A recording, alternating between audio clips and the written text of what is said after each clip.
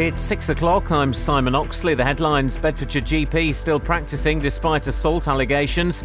Police confirm suspect device in Watford was not viable. An inquest opens today into death of man in Luton police custody. BBC Three Counties Radio. A GP from Bedfordshire is still being allowed to practice even though he's been accused of nearly 40 indecent assaults against 24 female patients. More from Tony Fisher. The Larksfield surgery in Stotfold, where Dr Robert Lewis continues to see patients, says he's not suspended and is working to NHS England and GMC conditions. The 49-year-old from Shefford pleaded not guilty at Luton Crown Court to 20 allegations after earlier denying a further 17 charges. The allegations were first made to police in 2013. A man who was arrested during a security alert in Watford yesterday remains in custody. Hertfordshire police say a device which was destroyed in a controlled explosion was not viable. More from Lee Agnew. In photographs taken of the man being arrested, he appears to be white and was wearing a burqa. Hertfordshire police say that when he was arrested, he was carrying 2 rucksacks containing children's books. Police cordoned off Watford High Street and the Ring Road, while the suspicious device, which was found in Market Street, was blown up by the army. An inquest will open today into the death of a man at Luton Police Station last weekend. 25-year-old Istiak Yousaf had been arrested on suspicion of domestic violence. The Independent Police Complaints Commission has been informed. The 21-year-old white man suspected of shooting dead 9 people at an African-American church in South Carolina has been returned to Charleston after his arrest 200 miles away. President Obama has called for a shift in public attitudes to gun violence. The Democratic presidential candidate, Hillary Clinton, said the United States had difficult questions to answer. In the days ahead, we will once again ask what led to this terrible tragedy and where we, as a nation, need to go. In order to make sense of it, we have to be honest.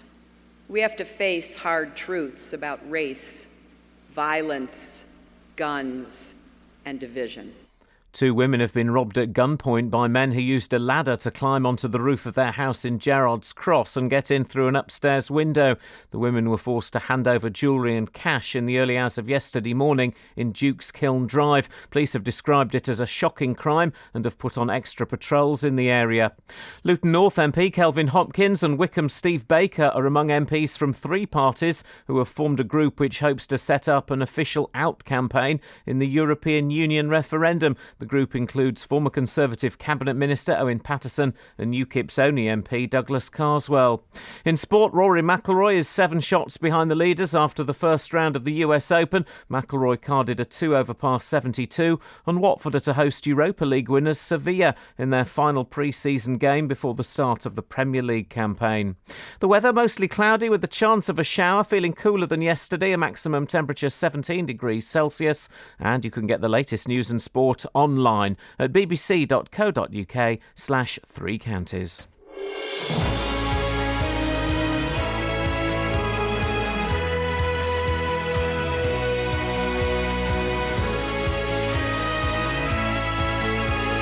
Thank you, Simon. Just do a little bit of microphone repairage, guys. Don't panic. I always carry some chewing gum with me. A little bit of spittle, wallop. Never heard that before. Morning, Iain Lee, BBC Three Counties Radio. We've just had a delivery of fresh vibe this morning. How's your vibe, Kath? Buzzing. How's your vibe, Kels?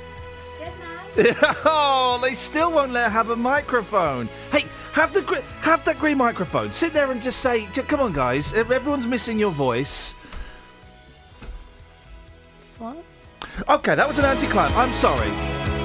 That was anticlimactic by this morning. Apparently, it's the happiest day of the year. Is it, Flip? I had the worst anxiety dream of my life. I got the sack not only from the other job, but from this job. The one where the suckers haven't worked out, I haven't got a clue what I'm doing. We're going to send Justin out on that. Also, we need more fake clips. If you want to phone up and do a classic clip, what I done lost, 03459 455 555. across beds, hearts and bucks. This is BBC Three Counties Radio. You can also, guys, make up your own clips. If you just want to say a funny, oh man, and my legs hurt. I don't know, whatever. Just whatever you want to do, we'll do it. We'll clip it, we'll record it, we'll fake it. This is what the BBC used to be like until we got scrutinised. And the boss of the BBC, I don't know who is the big boss? Tony. Is Tony Hall the big boss? Yeah. Okay. Well, he's in the papers today saying, up yours, Delors. He's basically flicking the middle finger to everyone saying, leave us alone. Fair enough. Well done, Tony. It's about time, isn't it? It's about time we grew our cojones back. The boss of the BBC is there going, yeah, you want, son? I'm a player. So, yeah, we're going to fake clips this morning. 03459 455 555. Now, we play records on a Friday. Mm-hmm. I'm not sure if does this work if I do that? No, I've actually got to turn it on. So this one doesn't start with the... it might do. But then again, they didn't want us to have one at all, did they? No, they did. Well, so let's just see what... Hang on. Here we go. Vibe.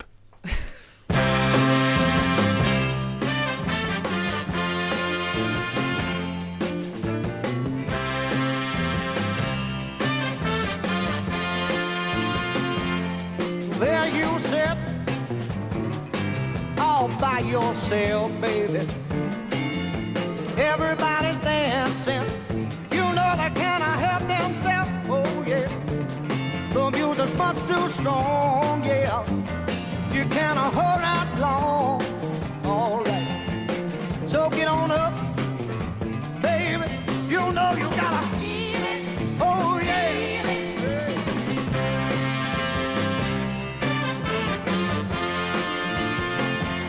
You better get on up and get the groove. You know what, baby? You know I like the way you move. Music's much too strong, yeah. You can't hold that long, baby. So get on up, everybody. You know you gotta feel it. Oh, you gotta, hey!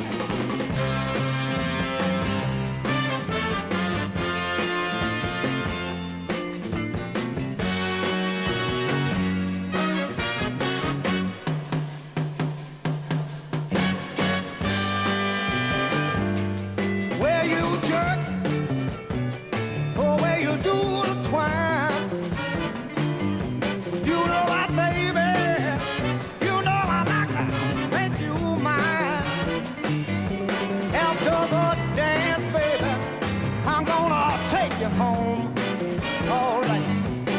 So get on up. Hey, you know you got it. Oh yeah. You know you got it. Oh baby, you know you got it. You know you got it. Oh yeah. You know. I don't know who's singing it. Is it important? It is to Kelly because she's putting it on the internet. Okay, well in that case I have to.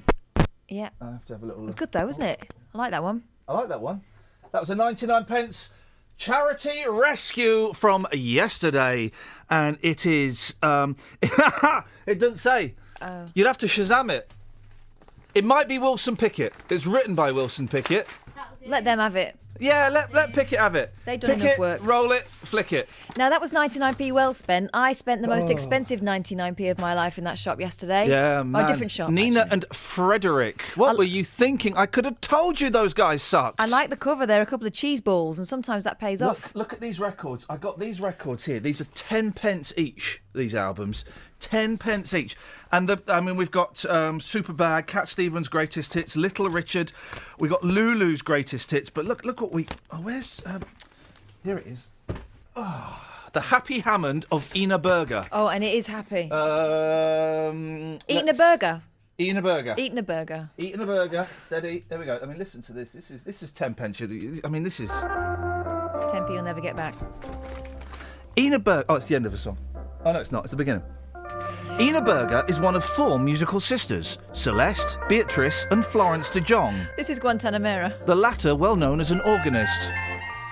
Ina was a church organist at the age of 12 and at 14 was earning her living as a cinema organist at West End and provincial cinemas. Her career includes many highlights, such as command performances at Balmoral Castle and 5 years at the Tower Ballroom during the war. Also visits abroad to Copenhagen, North Africa, South Africa, Rhodesia and New York several times whilst playing on the Queen Mary. Wowzers, that's Ina Berger there, looking sexy as she fiddles with an organ. We'll have more of her throughout the morning, won't we, guys? 03459 455 555 is the telephone number, please. Now, a GP from Bedfordshire is still allowed to practice even though he's been accused of nearly 40 indecent assaults against 24 female patients. The Larksfield surgery in Stotfold, where Dr. Robert Lewis continues to see his patients, says he is not suspended and is working to NHS England and GMC conditions. Well, the 49-year-old from Shefford pleaded not guilty at Luton Crown Court to 20 allegations after earlier denying a further 17 charges. The allegations were first made to police in 2013.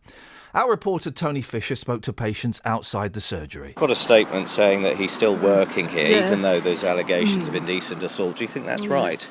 No, I don't think so. He's been all right with me, so when I've seen him, he's been all right. Yeah, the few times that I've seen him, yeah. Thought he would have been kept away from work until it had all been sorted. It sounds a bit bad, I suppose, because he's not actually been found guilty of anything, has he? So that's not probably being fair, but it just makes me feel uneasy. What do you think? Do most of your people that you know who maybe go there, Most what do they think? people I speak to, family and friends, they say the same thing. It just seems strange that he's still working and with the allegations that are going on. I feel he should be suspended until it's sorted. Well, if it's gone that far, then no, I think he should be suspended pending further inquiries, really. 03459 03455 Bum! 10 pence this record cost me. 10 flipping pence. Yeah, let's have it, Lou. Lou. Don't have a lot, but with me that's fine. Whatever I got, well, I know it's mine. I don't go around with a local crowd. I don't dig what's in, so I guess I'm out. I'm saying these things so you know me, baby. So you understand what I'm all about. The boat that I row won't cross the ocean. The boat that I row won't get me there soon. But I got the love if you got the notion. The boat that I row, pick it up to look at you. There ain't a man alive can tell me what to say. I choose my own side and I like it that way. I don't worry about all the things I'm done. There's only one thing I want I ain't got. You know that I'm thinking about you, baby. But you better know before you come along. The boat that I row won't cross the ocean. The boat that I row won't get to there soon. But I got the love if you got the motion. The boat that I row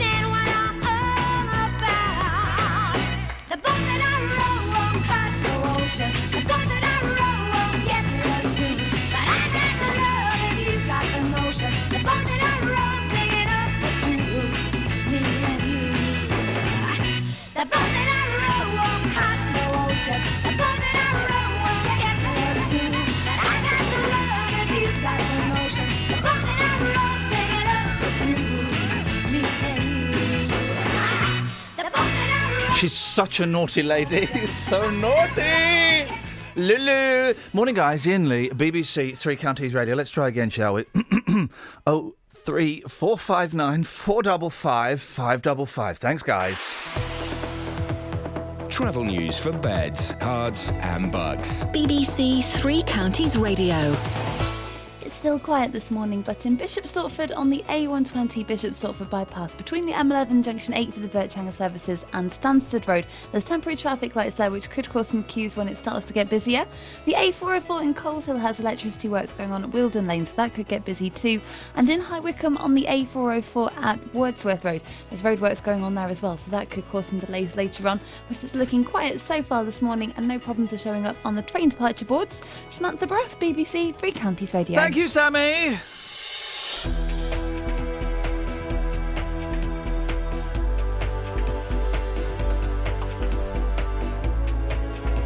Morning, Iain Lee, BBC Three Counties Radio. These are your headlines at 6:16.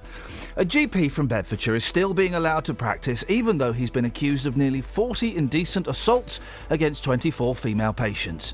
A man who was arrested during a security alert in Watford yesterday remains in custody. Hertfordshire police say a device which was destroyed in a controlled explosion was not viable. And an inquest will open today into the death of a man at Luton Police Station last weekend. Don't forget, we've now changed our phone number. Hello, thanks for calling. From now on, to get in touch and have your say, you'll have to dial 03459 455 555. So make sure you save it to your phone so you can chat to Iain, share your opinion on the big phone in. I was scared. Well, I was robbed twice, one at gunpoint. Chat to my experts or talk to any of our shows. Hello, thanks for calling BBC Three Counties Radio. So remember, from now on, you'll have to dial 03459 455 555 to stay in touch with all of us here at BBC Three Counties Radio.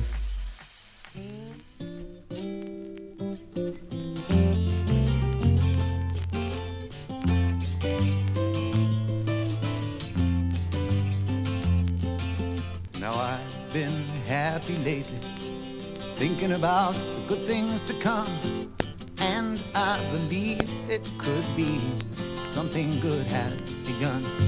Oh, I've been smiling lately, dreaming about the world as one, and I believe it could be someday it's going to come.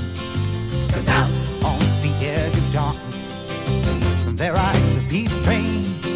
Oh, peace train, take this country, come take me home again.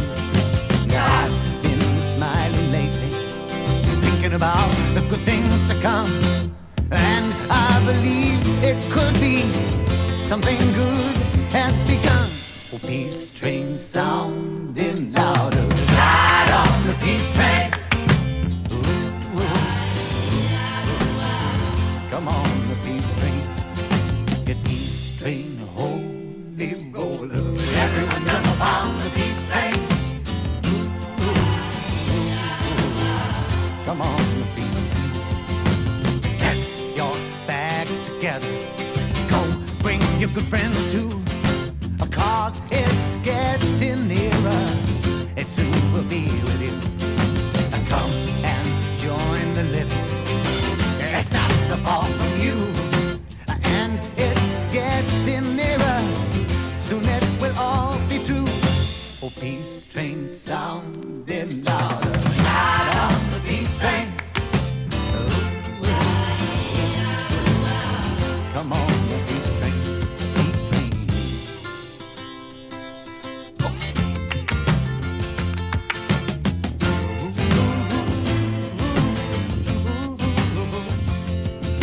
Now I've been crying lately, thinking about the world as it is. Why must we go on hating? Why can't we live in bliss? 'Cause out on the edge of darkness, there rides a peace train. Oh, peace train, take this country, come take me home again. Oh, peace train sounding louder, ride on the peace train. Come on, the peace train. Yes, peace train, holy roller. Everyone jump on the peace train. Ooh.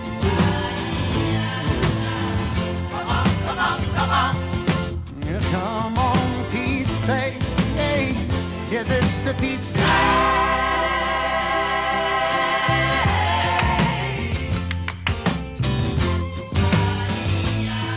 Cat Stevens. Come on, before he went weird. My mum's description, although the cover of this album, where have I put it?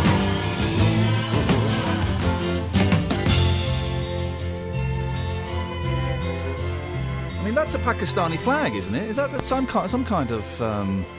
Oh, hey, there we go. That's some kind of. I don't think it's a Pakistani one, but. Okay, here's the question I want to ask. Can I ask this question? Hang on, right? That's the trick question. No. The question you want to ask is, can you ask this question? That's like saying, I want three wishes, and the first one is, I want more wishes. Well, it's a question that's going to sound really ham-fisted. Go on, then. And might sound offensive. I don't mean it to be offensive, but that doesn't necessarily negate the fact that, Say it. I can't phrase... I'm trying to phrase it in a way. Okay, so Cat Stevens, he's half Greek. Yeah. Half Swedish. Mm-hmm. How come now he looks Pakistani? And you know what I'm saying? You understand, because in the way he's styling himself. Is it just that? Because in the 70s, he looked full on like a Greeky lion, didn't he? Like a big Greek lion of love and passion. He's a very naughty man, Cat Stevens. Is he? He's not anymore. No, he's not anymore. Did some very, very naughty things in his time. Drugs and alcohol and love. And he was a big Greeky lion, and now he does it. Now he looks like a Pakistani gentleman. And I just wondered, I mean, is it just the glasses? Can anyone grow a beard like that? Do you know what I mean? And I'm not. It sounds like I'm being slightly flippant, but Is what you're saying that he's turning into Citizen Khan? He's turning Japanese. I think he's turning Japanese. I really think so. No, in fact, he's not. The opposite. It's just amazing, isn't it? Once he embraced Allah, the Prophet, peace be upon him, his whole look changed. His whole look shifted, and he doesn't look. And I love Cat Stevens. I love Yusuf. I've seen him in concert, and I'm a big fan. I nearly wrote a book about him, but I was too busy because I got high. But who did that song?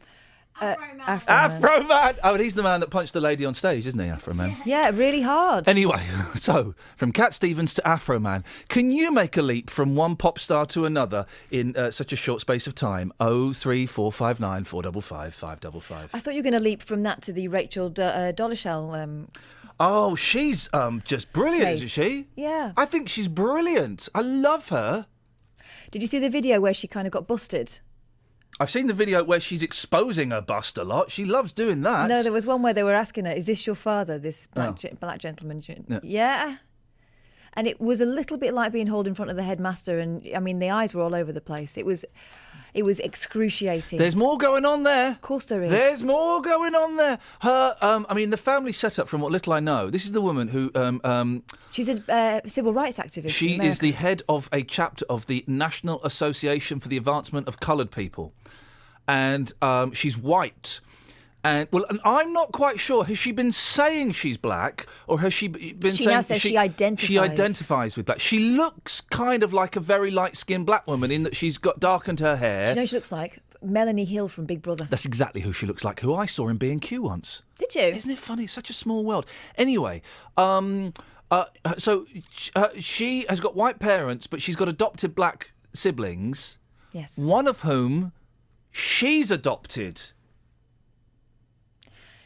Isn't life complicated, It is, and it's about to get a whole lot more complicated. Good morning, Dealey. Good morning, Geezer. How are you on this lovely, happy Friday morning? The happiest day of the year. It's the happiest day of the year. How happy are you? Do you know what? Feeling good. I'm wearing a very, very tight suit this morning. I've got the quiff going on today. And, the streets are strong again this morning. Yeah, great feeling out here. The story is that it's the happiest day of the year. Well, if you could get the happy vibe on the street this morning, that would be awesome. Mm-hmm. Before that, slightly more serious issues. A white man in a burqa was arrested by police in Watford yesterday after a suspicious package caused serious disruption in the town centre. Cars and buses were left abandoned at the bomb squad as the bomb squad deployed a robot to detonate a suspicious package outside a Travelodge. The man remains in custody this morning. Justin, you went to Watford yesterday. What do we know? Yeah. I mean, the incident itself led to the roads in Watford town centre being blocked to keep traffic out. A number of businesses, they were told to evacuate as well. well, whilst they were looking into the suspicious package. Just after 1:30 yesterday afternoon, people reported a sound like a gunshot. 10 minutes later, Hertfordshire Constabulary said a device had been destroyed in a controlled explosion. Obviously, as the morning goes on, we are going to hear more about this, but we do know a man wearing a burqa was arrested and is still in custody, which you had probably seen over the internet in the last 24 hours or so. Police also said the man was carrying 2 rucksacks, one of which was branded with Peppa Pig and the other with a ladybird. Both of those bags contained children's books, so that's what we know. And as you say, I was actually there yesterday evening in Watford. It was a weird atmosphere because obviously with all the roads being blocked, it was gridlock around the town. Most people who would probably normally leave work at about 5:30, well, they couldn't leave the town in their cars, so they decided to go out into the local pubs or to go out into the local restaurants, then leave for home later on. So it was really, really busy, and I spoke to a few people in Watford town centre just after the roads had got back to normal, and here's what happened. Generally speaking, it was everyone hanging out of windows and trying to see what was going on. I think it was pretty much locked down. People weren't allowed to move around too much. I was only here at the tail end of it because I got back from work. So now, madam, you're here on Market Street in Watford. You've got a shop and you've got your flat above the shop. The police evacuated you. What time were you told to leave here today? Around 11:45. 11:45. Yeah. What time were you told you could reopen the shop we're standing in right now and go back to your flat? Half 7. At 7:30. So what did you do all day then? We did our thing. We went around and waiting for their decision. Adrian, you work in the town here, so in your office, were you allowed out of your office today? We were allowed out. We're just out of the area where it might have been a problem. We were allowed out of our office, but we couldn't get very far without it becoming a problem. Gridlock around. I normally travel home 2 hours to get home. It would have taken me 2 hours to do a mile for most of the afternoon, so chose not to. And I just think it's a bit of an overkill reaction. Don't know enough detail about it, so we'll wait and see. But I'll try and be objective when I know some more facts about what's gone on, rather than some of the hearsay and gossip that's going on. Absolutely, but I'm sure you never experienced a day like that working here in Watford before, have you? In fact, that was the quote of the day. Who would have thought it in Watford? Well, here's a taxi driver. So what's your day been like here in Watford? It's been very busy traffic-wise. Well, you couldn't get into the town. And your reaction to a white man being arrested in a burqa? Yeah, I can't believe that. Well, Justin, we'll get more on that as the day progresses. Look, I've just found this happy story. If you don't, if you can indulge me, Today's the happiest day of the year. Formula proves it. Today is the happiest day of the year. Psychologist Cliff Arnell summed up summer optimism by giving numerical values to a string of feel-good factors. Yeah, come on, hit me with them. They're getting outdoors, right? Seeing nature bloom. Oh, it sounds awful, doesn't it? Increased social interaction, childhood summer memories, and wearing socks that you claim have got characters from Only Fools and Horses on when everybody in the office thinks they're Sylvester McCoy. Oh, is that actually part of the what makes you feel good factor? Yeah, mate, it is. It is. Those are the most ridiculous socks I've ever seen on a human being yesterday, you plum. Shut your noise. You know what? Yeah, you heard me. Only Fools and Horses, my favourite TV show of all time. I met Del Boy about 3 years ago. I think it was my mum who went out and bought me some Only Fools and Horses socks. I wear them. I can feel Del Boy's vibe on the streets. It works for me. Me and Lee Agnew were sat there, and I went, are they Doctor Who socks? You went, no, it's Del Boy. And both Lee and I went, well, that's Sylvester McCoy. No, proof again that the pair of you are just that stupid. Whoa, he's got beef, hasn't he? The man in the Only Fools and Horses socks. With a trigger on his left foot. Dealey, we'll speak to you later on. I don't get you, mate. I don't get you. I don't wear socks, you mug me off. I wear socks, you mug me off. What's your problem? Just wear black socks. Okay. Thank you. Travel news for beds, cards and bugs. BBC Three Counties Radio. The A1 is starting to look busy southbound from the Holiday Inn towards the Stirling Corner. In Amersham on Wilden Lane there's electricity works going on at New Road which could cause some delays later on, and in Dunstable Church Street has temporary traffic lights at the High Street North, so that could also cause delays later. In Milton Keynes it's looking quiet so far on the speed sensors, but at the Kingston roundabout on Standing Way there's roadworks going on there, so expect delays when it starts to get busier. No reports of any problems showing up on the train departure boards so far this morning. Samantha Bruff, BBC Three Counties Radio. across beds, hearts and bugs. This is BBC Three Counties Radio.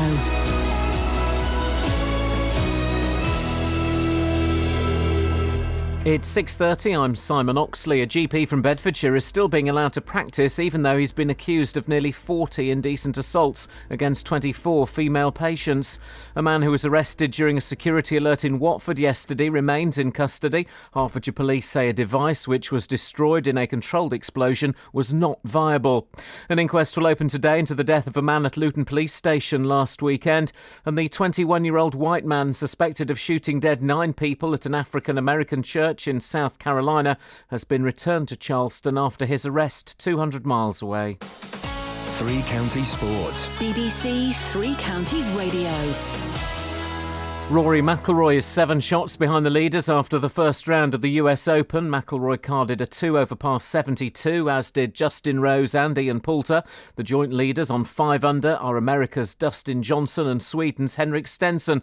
Tiger Woods carded a 10 over par 80, but took comfort that fellow American Ricky Fowler did even worse with an 81. It was a tough day. Got off to a bad start. I'm trying as hard as I can to do it, and it's just for some reason I just can't get the consistency that I would like to have out there. But you know, the bright side is at least I kicked Ricky's butt today. Watford are to host Europa League winners Sevilla in their final pre-season game before the start of the Premier League campaign. The Spanish side will visit Vicarage Road on Saturday, August the 1st with a 3 p.m. kick-off.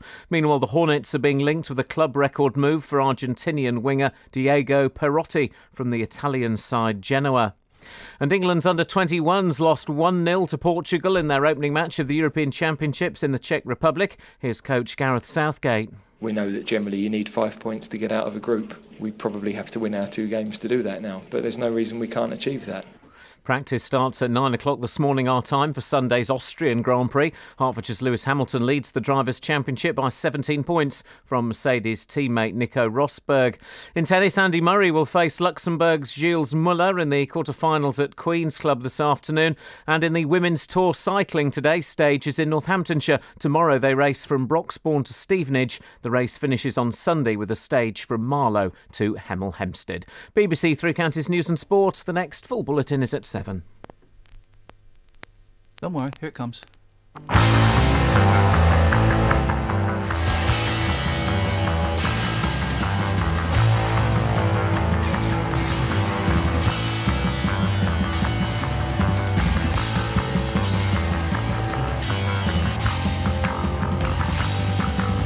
Sup up your beer and collect your fakes. There's a row going on down near Slough.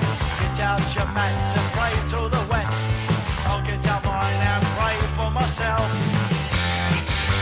Thought you were smart when you took them on, but you didn't take a peep in their artillery room. All that rugby was hairs on your chest. What chance have you got against a tie and a crest? Hello, Ray, what a nice day for the Eton Rifles. Eton Rifles. Hello, Ray, our range starts baby. Eton Rifles. Eton Rifles. Guess you were clever when you lit the fuse. Tore down the House of Commons in your brand new shoes. Composed a revolutionary symphony. Then went to bed with a charm in your plea.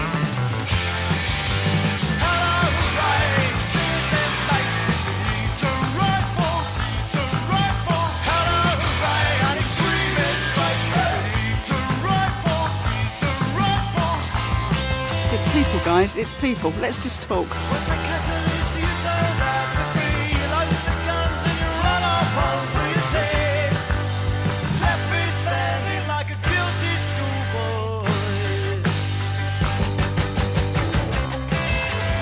Not this record!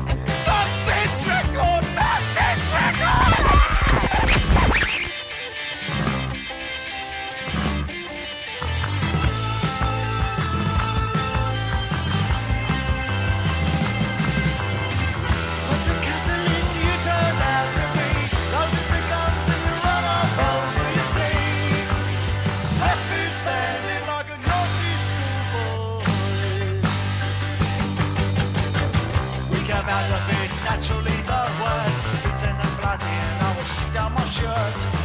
are no match for their untamed wit.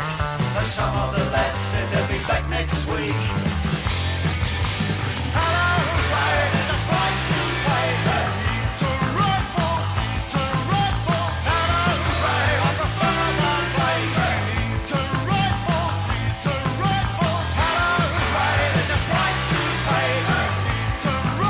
That's old news.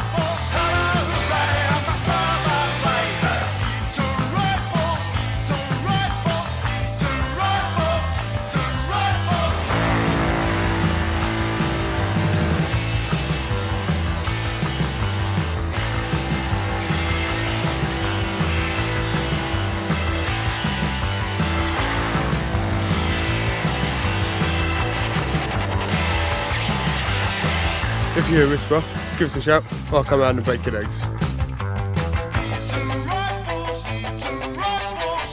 Oh, shush.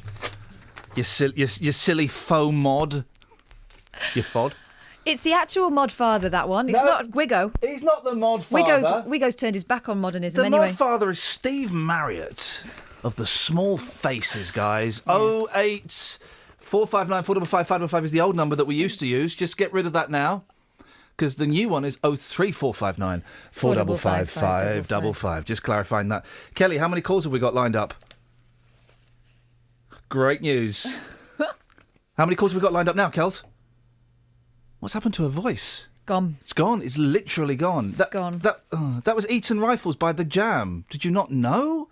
Did you not know? We need to I thought she was a big Weller fan. We need... Wella. Bless my soul. What's She loves wrong Weller. with me?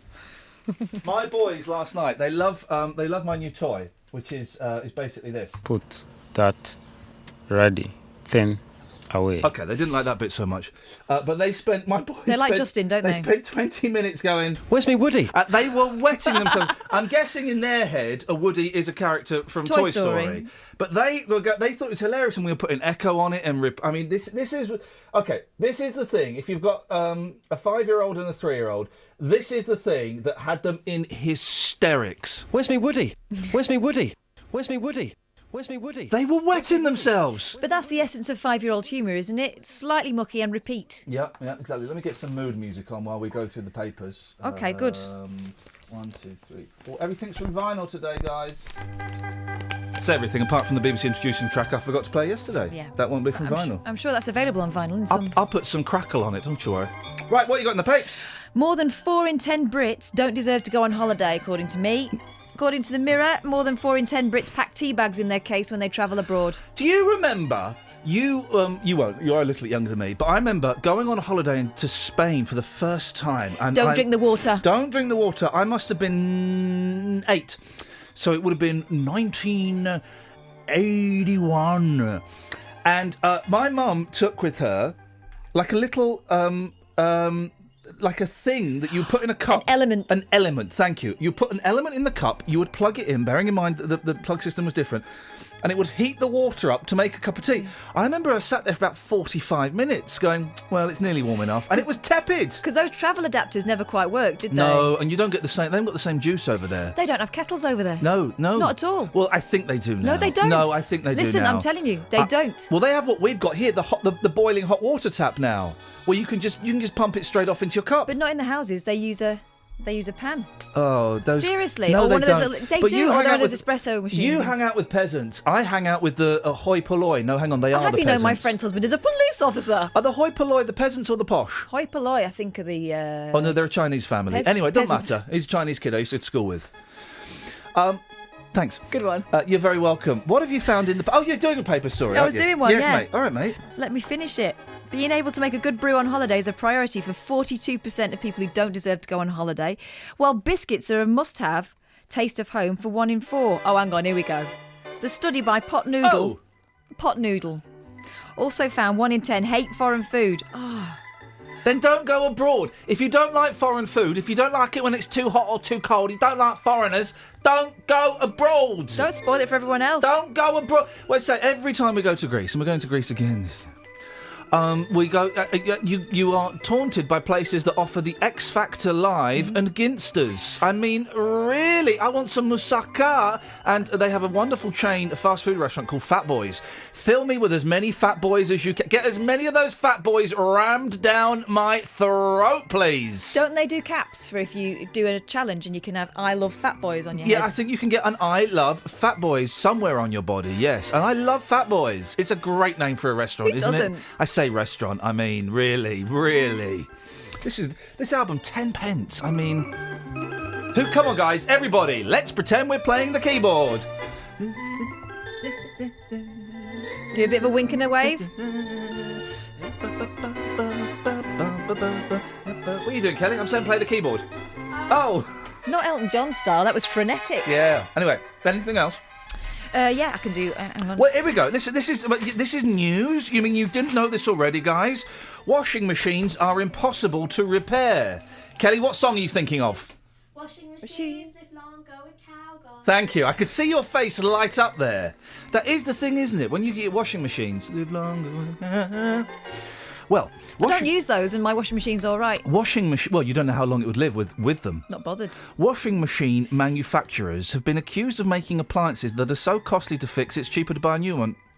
Yeah, we all know that. They're not as expensive as they used to be, so it swings and roundabouts. Yeah, you can buy a washing machine, good washing machine, 130 quid. Sure, why not? And here's a tip: you don't need a washer dryer. Just get a dryer in your garage. They're rubbish anyway. Oh, the washer dryers, they wrinkle your clothes.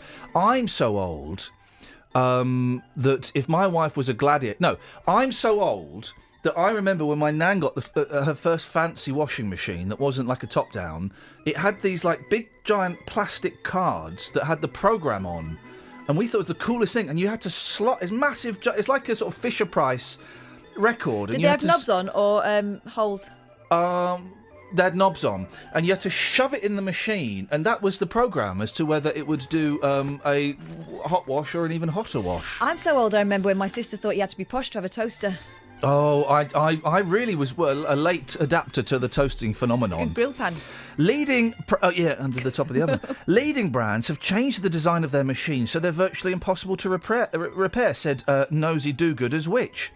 Owners are then left with the choice of either forking out for a... But that's the same with all technology. If my Mac, which I'm using for this... As you know, I deal in facts and not fiction. I love it so much. Yeah. Wow, we need more clips, guys. If that breaks down, I'm pretty screwed. You can take it in and have a look at it. It's a sealed unit. But then there's the theory of built-in obsolescence. Yes. That they do it on purpose. Yes. Maybe buy a new one. Well, look at Simon Oxley. His obsolescence is built in, I believe. Oh. Not long to go now, guys. Not long to go now. But that's the way of things. I'm old enough... OK, guys, this is the phone in. I'm old enough to remember... Don't get cute, but... 3459 455 555. I'm old enough to remember the TV repairman coming round. Yes. And he had like a blue coverall. He had a belt on with tools. He had a toolbox. Unscrewed the back of the telly. We all sat there. We watched him. He fixed it! He would come round and actually fix your television. That's insania. Nothing can be fixed these days. Nothing. Although they have these parties, don't they?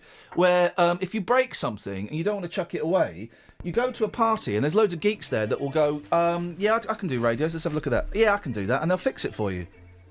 What, and then go home, or do you have to do something with them? Well, it then turns into a sex party. Right, OK. Yeah, there's always a payoff. Pianist... Sorry? Paul Lewis. Hey, steady. Let's not be rude about Paul Lewis. I like him. He's on Moneybox. Not related to Martin Lewis. Isn't that weird? Paul Lewis. I'm Paul Lewis. This is Moneybox Live. We're talking about pensions. I love him. He's brilliant. He's an old man with long hair. You don't see that very often. He's a Apart from Will Gompets.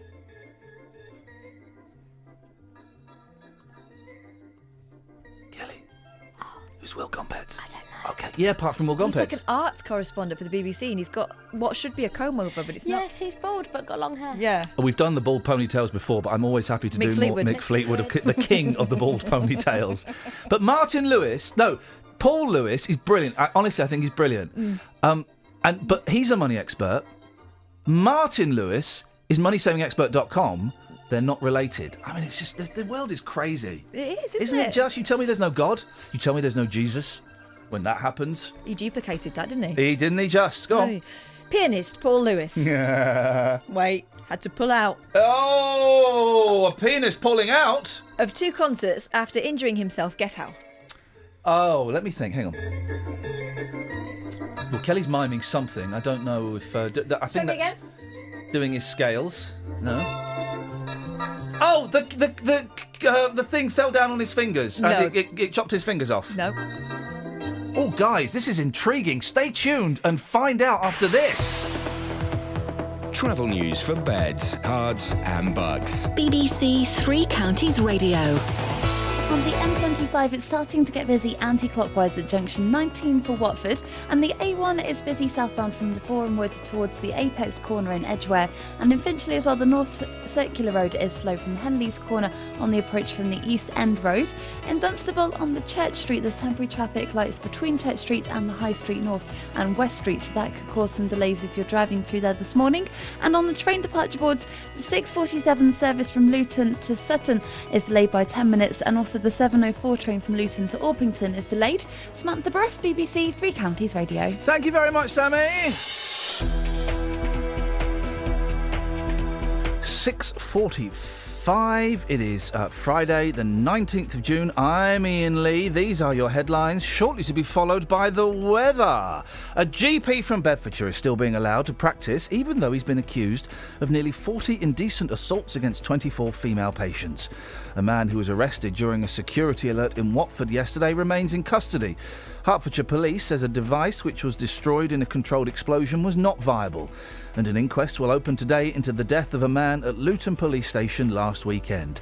03459 455 555. Beds, Herts and Bucks weather. BBC Three Counties Radio. Hello, very good morning to you. Well, it's a lovely bright start actually for most of us, but I think today is going to be disappointingly cloudy compared to what we saw yesterday. So we've already started to see that cloud just seep down from the north. It's already in northern areas of Buckinghamshire, into Bedfordshire and into parts of Hertfordshire, but at the moment that's where we've got the most sunshine. So that cloud is going to spread in and it will tend to thicken as well. Now it should stay dry today, but it will just be a little bit cloudier. There will be some brighter spells at times as it tends to thin and break. It will get burnt back by the sunshine at times, but always cater for quite a lot of cloud today, but staying mostly dry. We're looking at highs today, not doing quite so well those temperatures as yesterday. We'll probably be up to around 18 Celsius, that's 64 in Fahrenheit in many spots. Overnight tonight, nothing much to report, staying mostly dry, perhaps a few spits and spots of drizzle just from the thickness of the cloud. There'll be a lot of that around. Another mild night, 13 or 14 degrees will be the low. Into the weekend then, and tomorrow it looks like we might just see a few outbreaks of showery rain just through the late morning, first part of the afternoon, and then a drier, brighter afternoon. There will be some brightness around, possibly even some sunny spells, but it's not going to be blazingly sunny.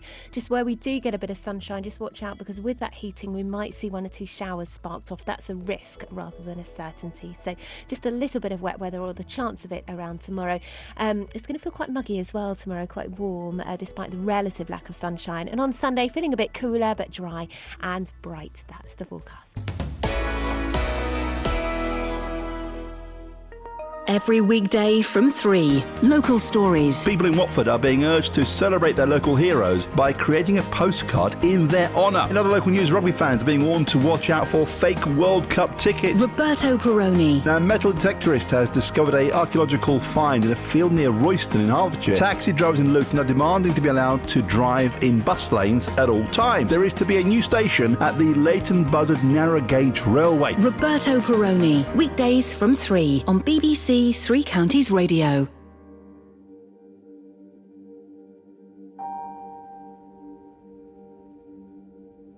This is why school is wrong.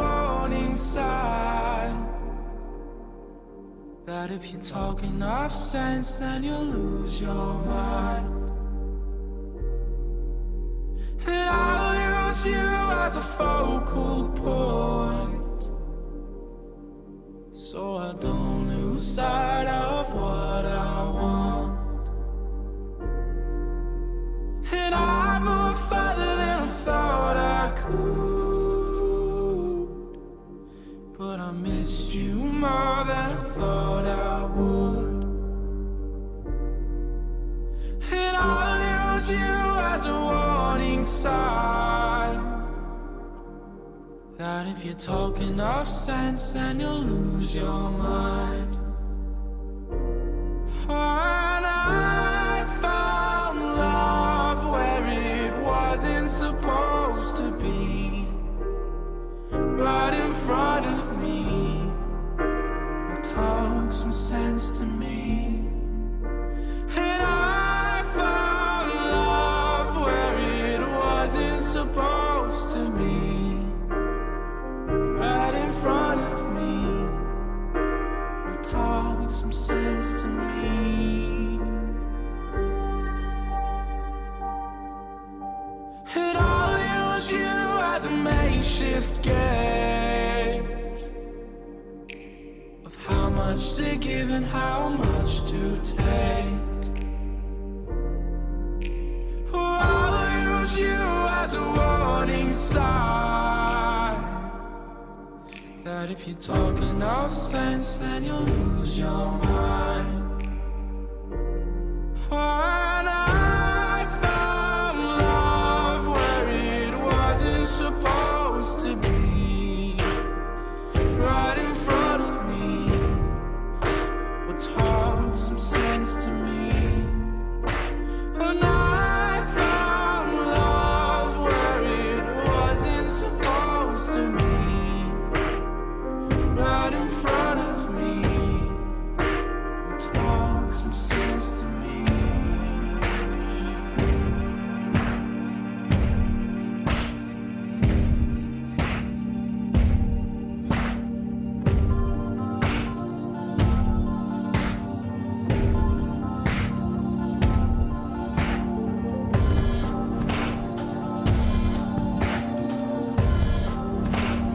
Morning, guys. Iain Lee, BBC Three Counties Radio.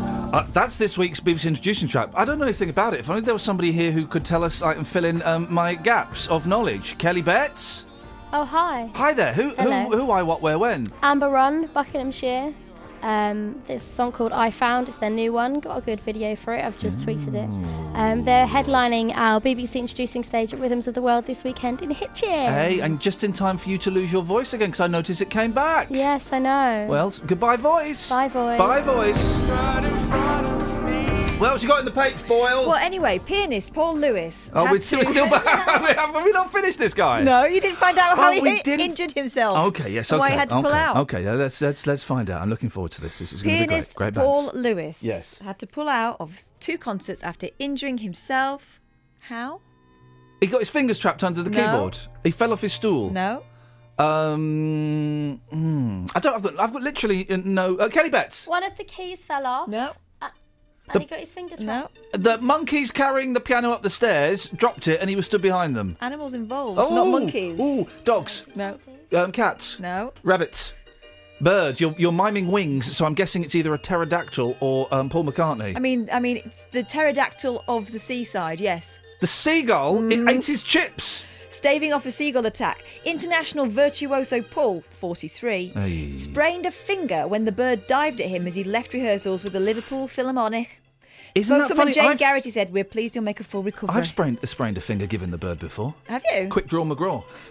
That's how that works. So there's a story in the papers. I don't know what it is, but what's interesting about it is it's got a picture of the people.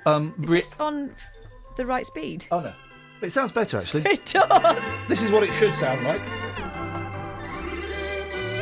But that's better. Okay, it's the anniversary of the Battle of Waterloo. I mean, get over it, guys. But they've got these people doing a battle reenactment. What are those guys? And let's be honest, there's no woman that would be stupid enough to do it, and they wouldn't be allowed to unless they were pretending to be a nurse in a tent. There are. Why? But why would anyone do that? Où est le plaisir of reenacting a battle, you perverts? Here we go. It's people who like dressing up. Yeah, well, good dress up. Some people like to dress up. I know people like to dress up. They're called children. No, some people like to dress up. Oh, what? What, for sexual pleasure? No, for historical purposes. No, dressing up is for kids, right? Because the Spider-Man lives near me, or about 5 Spider-Men live near me. I quite often see them walking to school. It's outrageous Well, you behaviour. can't rely on your superpowers forever. No, you But can't. For fallback. You've got to have a fallback just in case a supervillain finds a cure for your superpowers. Mm-hmm. As they will. As they will. I mean, you've got to stay one step ahead. Super. There's another business. one of these cats travelled halfway around the world stories to find someone, and I just, I mean, you could just put that under the bracket of cats are clever, aren't they? And well, there's that story. This is the one I was thinking of, actually. Apart from Hulk Hogan is suing £63 million because someone leaked a sex tape of him and his mate's his best friend's wife. Giant... Is this a thing? Giant Maine Coon cat, Kenny... Yes. Jumped on dozing owner Chris Oakley, 31, to alert him to a fire in Greenstead in Essex. Well, no, he didn't. He was terrified, and he just happened to jump on him to get out of the way. The owner was in the way. What's a giant Maine Coon? It's a cat. I know, but what kind Species, of cat? American. I've never heard that. A Good great morning. Let's bring Al into the conversation. Good morning, Al. Good morning, Ian. How are you, sir? I can be you can be my bodyguard. If I can call you Al. I'm all right, thank you, sir. What you got for us? One of the false clips that used to play about a month ago. Oh, yeah, go on. Good morning, sir. Oh, stop the music. Now, hang on a second. We've still got... This is the thing, okay? We've still got... I'm just finding my way around this. Hang on. Okay. Now, where is it? Because I'm sure... You've still got that. I've got a mouthful of sausage. Oh, hang on a minute. It's button number 2. Good morning, sir. We've got that, Al. Oh, you've got that one. morning, Oh, sir. no. So, but what? Listen, I'm not letting you get away free. Oh. You're on the line. We need to record some clip from him. What clip can we give Al to do? Because he's got a good voice. He's got a beautiful voice. I've got a cold, that's why. You got to milk it. I've got to milk it. Okay. So, what's your other favourite? You know what it is? I'm a lorry driver, so I'm in and out of the lorry all morning. Oh, so I here miss comes some of the excuses. clips. Here comes No, excuses. No, mate, here comes the excuse. Ian, I remember when they had to put 50p in the TV back in the day for radio rentals. That never happened. 50 pence in the... I remember putting money into the meter and turning the thing and the satisfying... Honestly. Money in the telly? Yep, you'd collect 50 pence pieces and put them in the slot and turn the key and get the TV going. How much TV would you get for 10 bob? Not very much. Yeah, I know, blimey. And the thing is, if I'm correct, if I do remember this, I think, didn't Bruce Forsyth come round and collect all of those 50 pences himself? He certainly did, didn't he? Kelly Betts, is there a clip that we can give this very, very old lorry driver to say? I won't go down the reggae route. Yes. Ladies and gentlemen, would you please all remain silent as Al says, I won't go down the reggae route. I won't go down the reggae route. With the accent as well. Al, thank you very much indeed. Beautiful stuff. Send that over, Kels. We'll add it to the computer. Hey, you're going to do that happy story? Oh, yeah, go on. Today is officially the happiest day of the year. Not in this room, it ain't. No, man, there's no... According to a mathematical formula, which is always the way I calculate my happiness, we'll be more cheery on the third Friday in June than any other day. Good weather, the birth of Princess Charlotte... Is it the third Friday of June already? Gosh. Flipping heck. This is why we're happy, apparently. Good weather. Okay. Yeah. The birth of Princess Charlotte. Old news. It's old news. Hey, it's a day for celebration, guys. Let's not make any fun of that. And even the prospect of Andy Murray winning Wimbledon enhanced our mood, said well-being guru and chancer Cliff Arnold. Dr. Arnold, 49 and a chancer, said we're more likely to be singing along to Pharrell Williams' worldwide hit song Happy Today due to happiness factors peaking. What a load of old... Tell us. Tony. All right, here we do. 08459 03 459 455 555. What's making you grumpy today? Let's celebrate grumpiness. Let's not banish the grumpy people from the world. What's making you grumpy? 03459 455 555. Travel news for beds, cards and bugs. BBC Three Counties Radio. There's a lane closed on the A1 northbound at London's Road for Biggleswade South because a lorry's overturned there. There are also delays on the A1 southbound from Borehamwood towards Edgware, and in Bricketwood on the North Orbital Road at the M25 junction 21A roundabout. It's starting to get busier. It's also busy on the M25 anti-clockwise at junction 17 from Maple Cross towards junction 16 for the M40. Samantha Bruff, BBC Three Counties Radio. Thank you very much, Sammy. Simon Oxley's complaining. Yeah, it's not freezing in here. This is still it's a bit warm. parky, isn't it? Well, you're all complaining because it was cold out it's there. Warm out there now. It Too was, warm now. It was boiling in here yesterday. I would like it colder. I'm still a little bit sweaty, Betty. I love working in the cold. Morning, guys. We're celebrating grumpiness. Today is supposedly the happiest day of the year. I'm not buying that at all. 03459 455 555. And I vaguely remember. I don't think we had one, but televisions where you had to put money in them. Is Al some kind of lunatic on a Ginster's kick? Local and vocal across beds, hearts and bucks. This is BBC Three Counties Radio.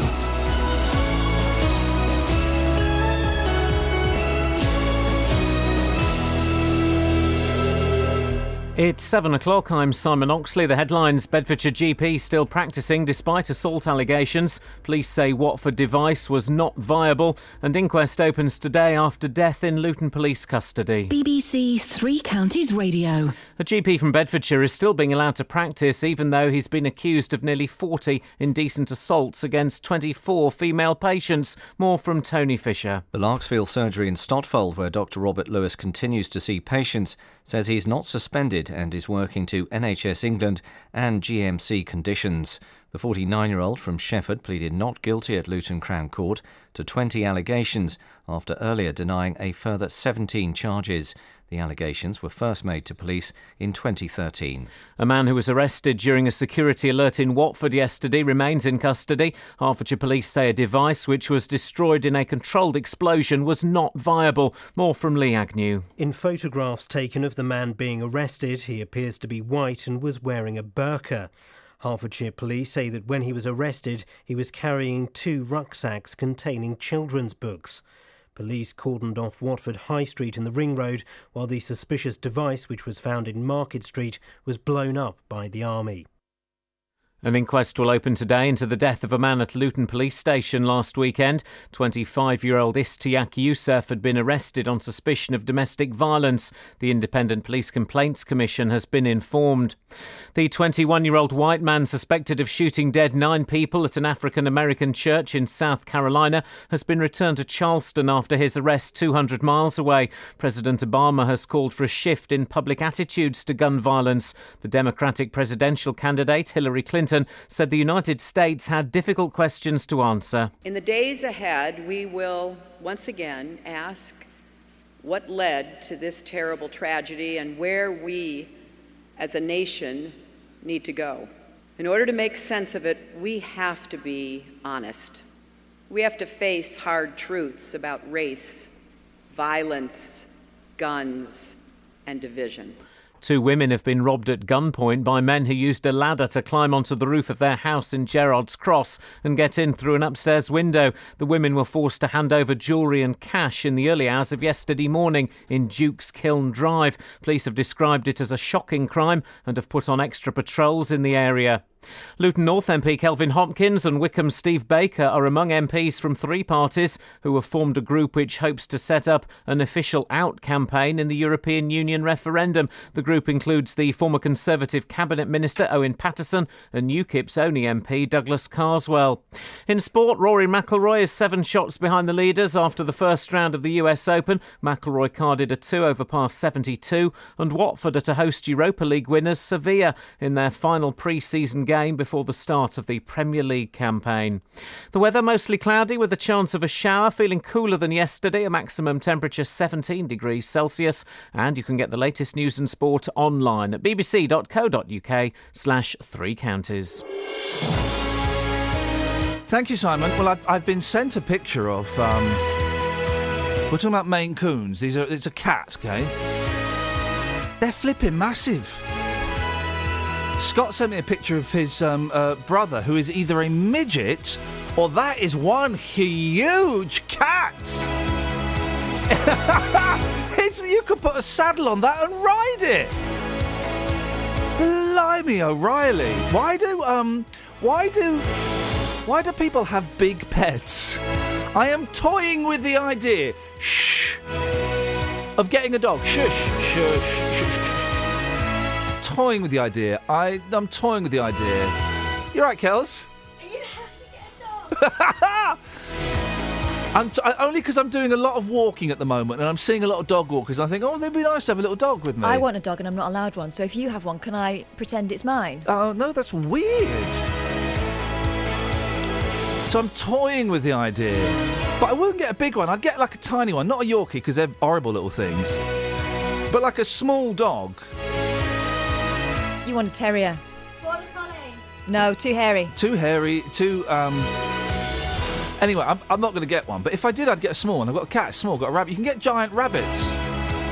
Why would anyone get a big pet, a big dog, or a big rabbit? Yes, or just big animals. Just say big and then put the name of an animal after it. Why have I got to do all of your thinking for you? You guys make me want to puke. Across beds, hearts and bucks. This is BBC Three Counties Radio. Any Texas? Oh, sorry, yeah. Yeah, you have a little girly chat there. We're looking at slankets. It's really cold in here. Slanket. Who is it? It's Danny, isn't it, who works here? Who's wandering around with a blanket like a shawl, yeah. like a homeless woman. She thinks it's some kind of festival out there. What the hell? Well, I mean, everybody was smoking reefer here earlier on. And I'm sorry about that, guys. I'll try and smoke out. I'm joking. Gosh. Here's some memory texts of Dave from Hartford's Memories. Let's tread carefully around these. No, it's okay. Okay. I'm old enough to remember TVs with valves, says Dave from Hartford. And Ali's right, TVs did take 50p's. My granddad had one. Great. Telly memories. Okay. Telly memories. Sorry, I'm just Text trying to... me now. Yeah. Anything else? No, that's it. 81333. Put 3CR in the beginning of it. Okay. Tweet-wise... Hang on, Crystal, who's been listening to us because she's off sick, is going back to work. Aye. Do you know how she obtained her injury? It wasn't a seagull. Go on. An escalator. Oh, well, you know what we won't be doing. Oh, no, this doesn't... Just trying to see if I can get this to work. Hang on. I won't go down the go. It works. We do a little bit of levelage on that. I'm having so much fun with my new toy. You guys aren't, but... I won't go down the go. Beautiful. Thank you very much indeed. 03459 455 555 if you want to fake a clip on to slightly more serious issues. A GP from Bedfordshire is still working despite being accused of nearly 40 indecent assaults on patients.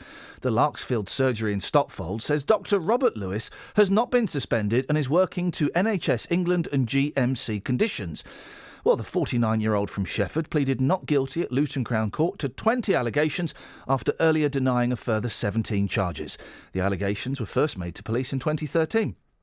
Well, Roy Lilly is a former NHS Trust chairman, now a health writer and a commentator, and joins me on the line now. Morning, Roy. Morning, Ian. Right, I mean, what's the general rule here? I mean, obviously we have to tread very carefully about how we talk about this, but the general rule. Well, generally speaking, if serious allegations are made against any health professional, not just doctors, it might be a nurse as well, the general practice is that they are suspended. And they're suspended for two reasons. Firstly, because of public concerns, and so they're sort of taken out of the front line.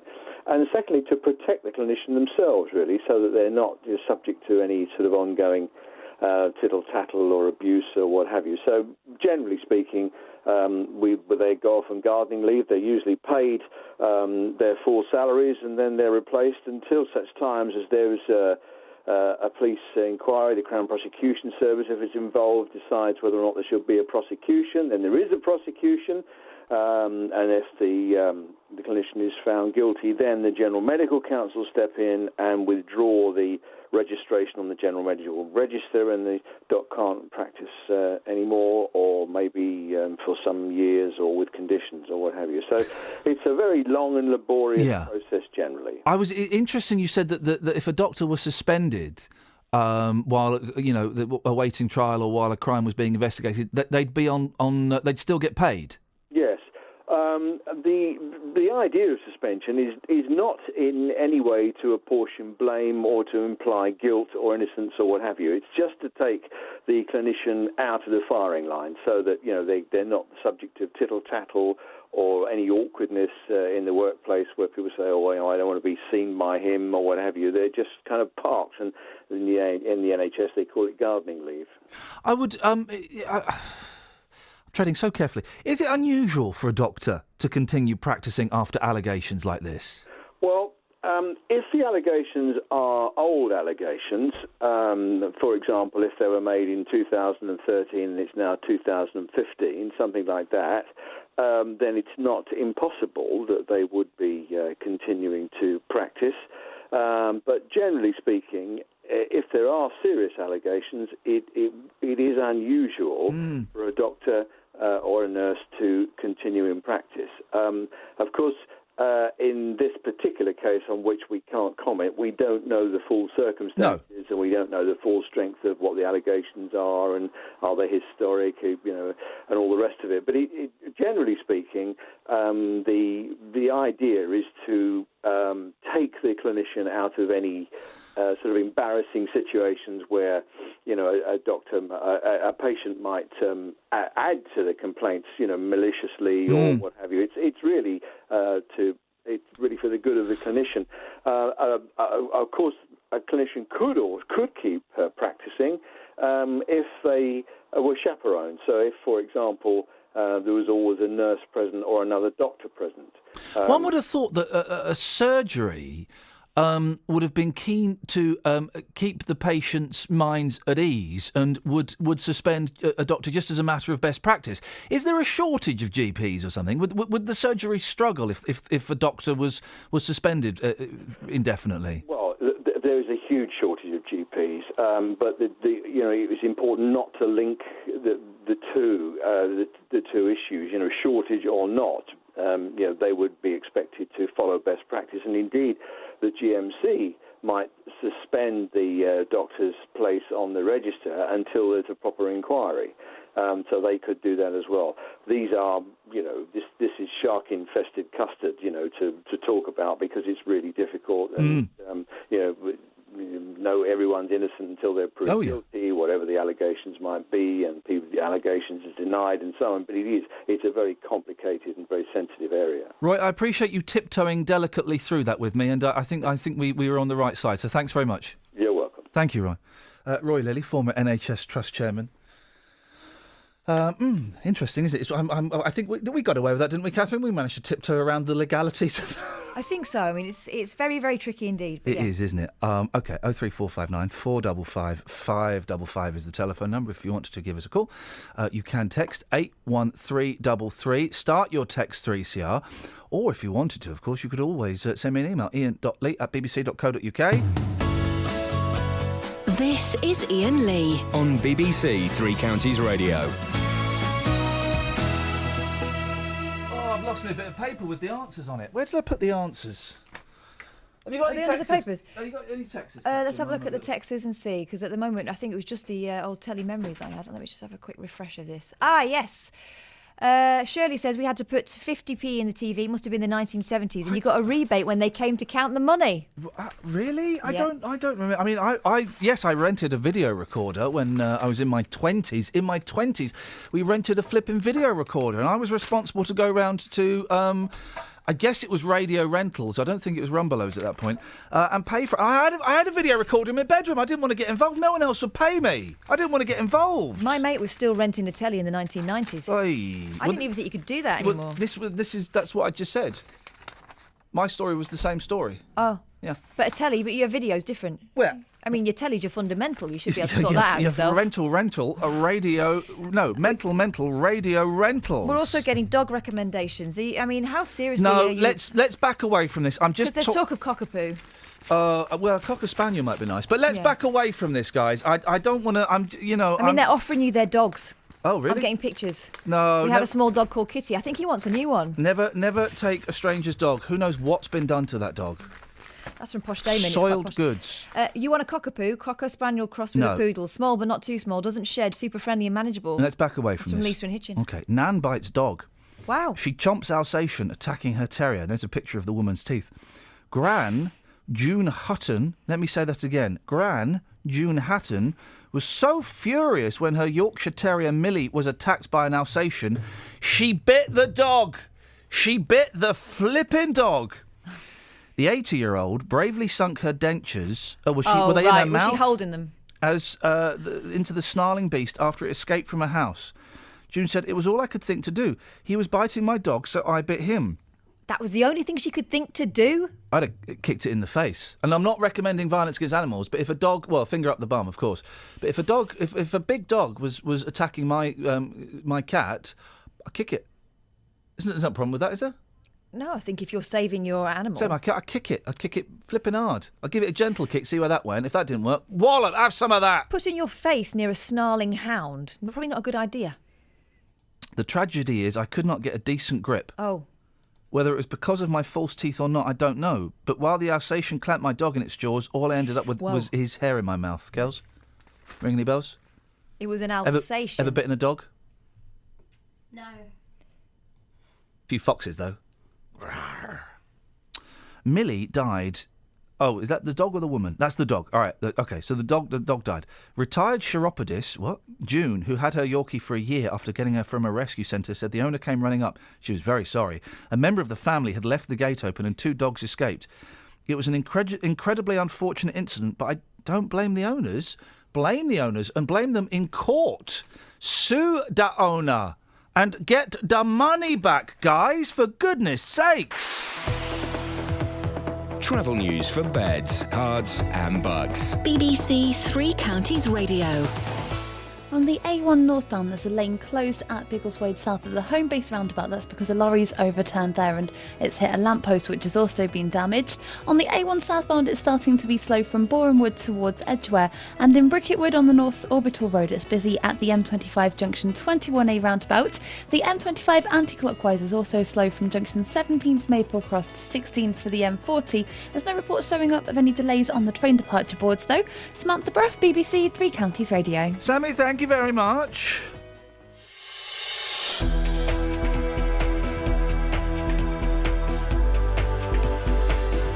Right, it's 7:16, it's Friday, the 19th of June. I'm Iain Lee. These are your headlines on BBC Three Counties Radio. A GP from Bedfordshire is still being allowed to practice, even though he's been accused of nearly 40 indecent assaults against 24 female patients. A man who was arrested during a security alert in Watford yesterday remains in custody. Hertfordshire police say a device which was destroyed in a controlled explosion was not viable. And an inquest will open today into the death of a man at Luton Police Station last weekend. Sometimes in life, things don't always go to plan. It worked perfectly for 2.5, 3 years till 2 days ago. He should refund me £1,900. Which is where we come in. We managed to get them to agree to come back in to the property on an agreed date. The JVS show takes on your consumer problems. I've basically lost the whole lot in administration charges. And helps to get to the right solution. I've received a cheque back for £578. Jonathan, I can't thank you enough. I don't know how you do what you do, you and your team. The JVS show, weekdays from 9, here on BBC Three Counties Radio. Let's go to Manil. Morning, Manil. Morning, Ian. How you doing, fella? You all right? All right. You're saying my name wrong again. Well, hang on a minute. All I am is the hired monkey. I just read what's written on the screen. It's Manu. So Manu. Right. Yeah. Hang on a second. Listen, Manu, do you want me to take this to the next level?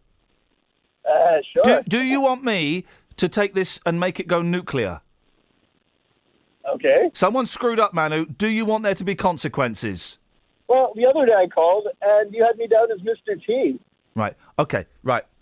Right. Same person, mate. Same person. Do you want me to take this nuclear, Manu? You deserve. You pay your licence fee, don't you? Yeah, of course. You sure? Yeah. Oh, well, then you're her boss. Manu, could you give Kelly Betts a right royal rollicking, please? Kelly, my name's Manu, Manu, not Mr. T, and not Manu. What's it short for? Manure. Nothing. No. Yeah. No, don't. She's trying to win you over. Don't take it, Manu. Go. I'm pushing you back into the ring. Go. It's not short for anything. It's just my name. Hey, Manu, I've got a good line. I've got a good line you can use. Come here. Come back over here. Say to Kelly, what are you short for? Right, go on. Back. Go. What's Kelly short for? Got little legs. Yay! Oh no, she pwned us. Right, just stick your middle finger up at her and say, "Get knotted." No, I'm not going to do that. I'll do it. Get knotted. Ow. There we go. That we won, Manu. We won. I can only apologise. For goodness sakes, this caller better be good. Yeah. I wanted to talk about.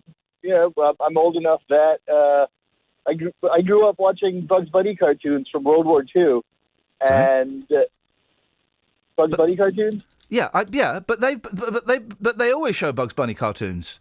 Yeah, but not these ones. These ones are banned now. What do you mean that banned Bugs Bunny cartoons? Are you crazy?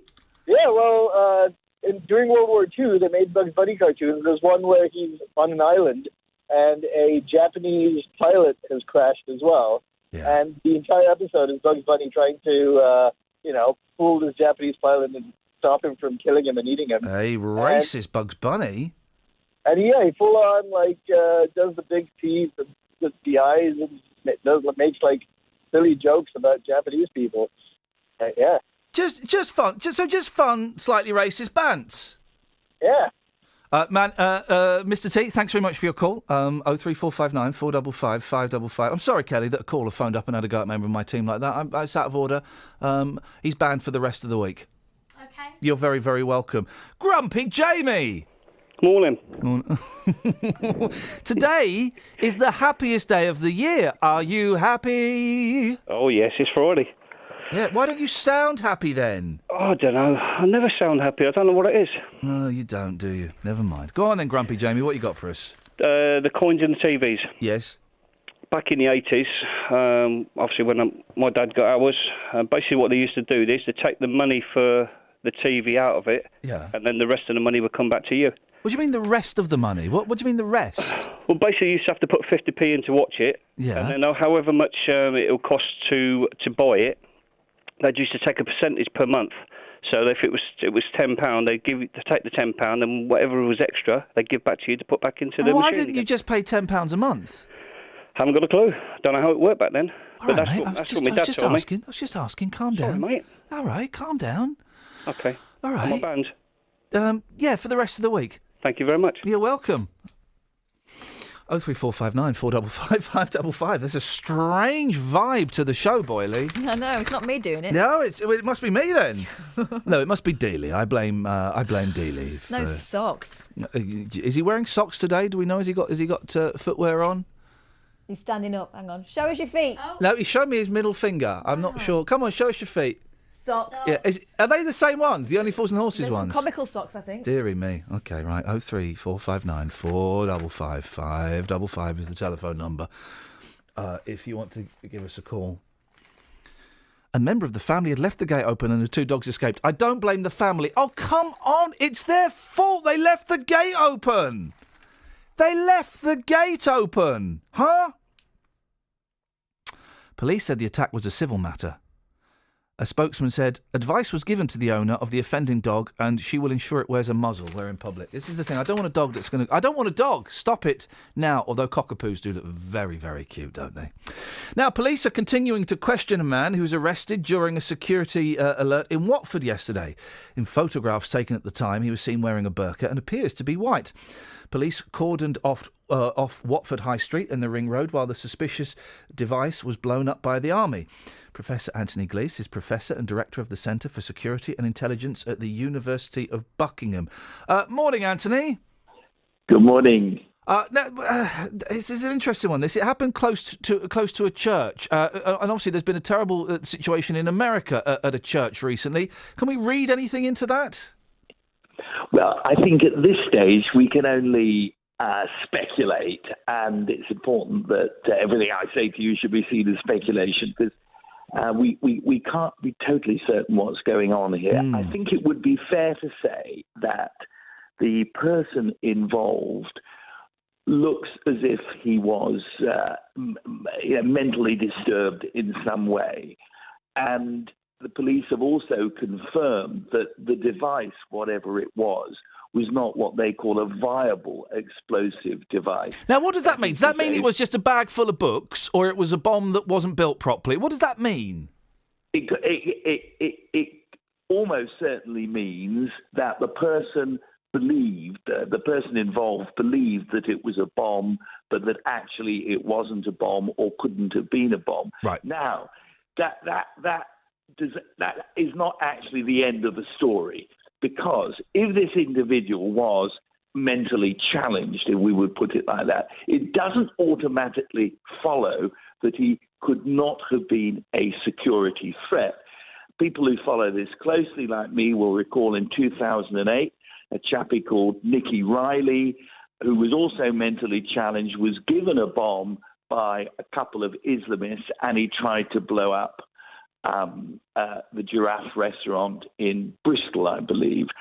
And there are many other examples of Islamists preying on people who actually need the care of society and convincing them that they ought to be suicide bombers. So we can't just dismiss this out of hand. The other thing to say is that in April this year, a 24-year-old man in Paris, who also appears to have been somewhat mentally challenged, not only shot himself in the foot, carried out a murder, but on his laptop, it was found by the French police that he had orders from the Islamic State to blow up churches in Paris.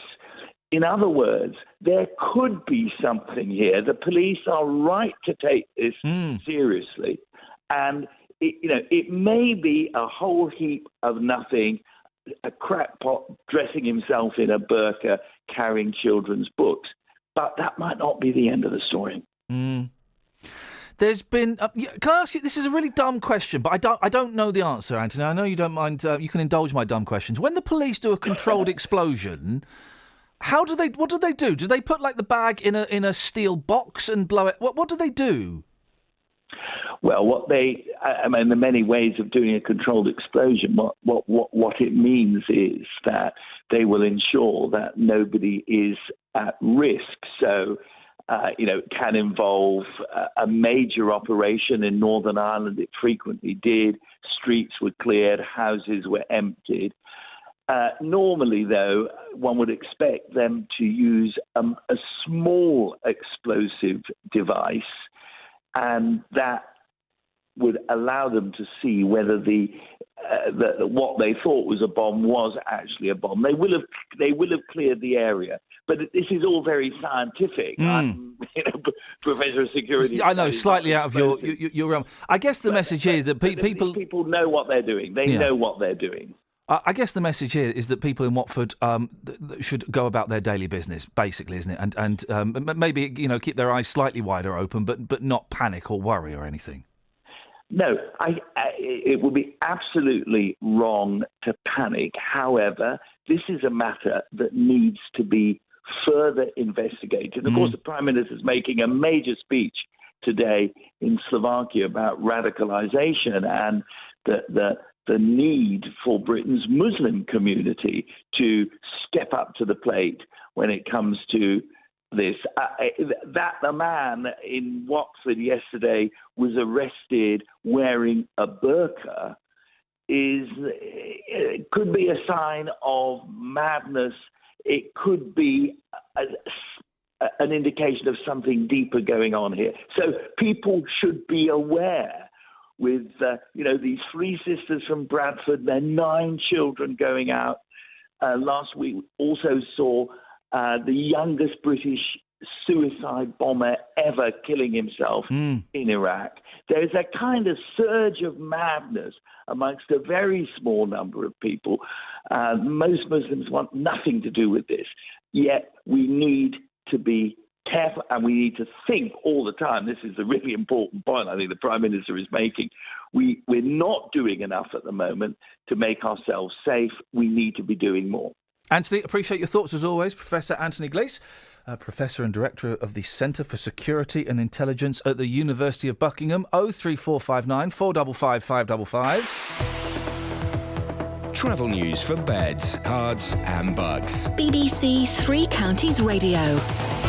On the A1 northbound, there's a lane closed at Biggleswade South at the home base roundabout there because a lorry's overturned, and it's just a lane closed at the moment, but police are advising that the whole road might have to be closed later on at the Biggleswade South junction because of that lorry that's overturned, and it's also damaged a lamppost. On the A1 southbound, it's slow from Borehamwood towards the Apex corner in Edgware, and in Bricketwood on the North Orbital Road, it's also slow at the M25 junction 21A roundabout. It's busy anti-clockwise on the M25 from junction 17 from Maple Cross to 16 for the M40, but it's looking fine on the speed sensors in the other direction at the moment, and no reports of any problems on the train departure boards. Samantha Bruff, BBC Three Counties Radio. Across beds, hearts and bugs. This is BBC Three Counties Radio.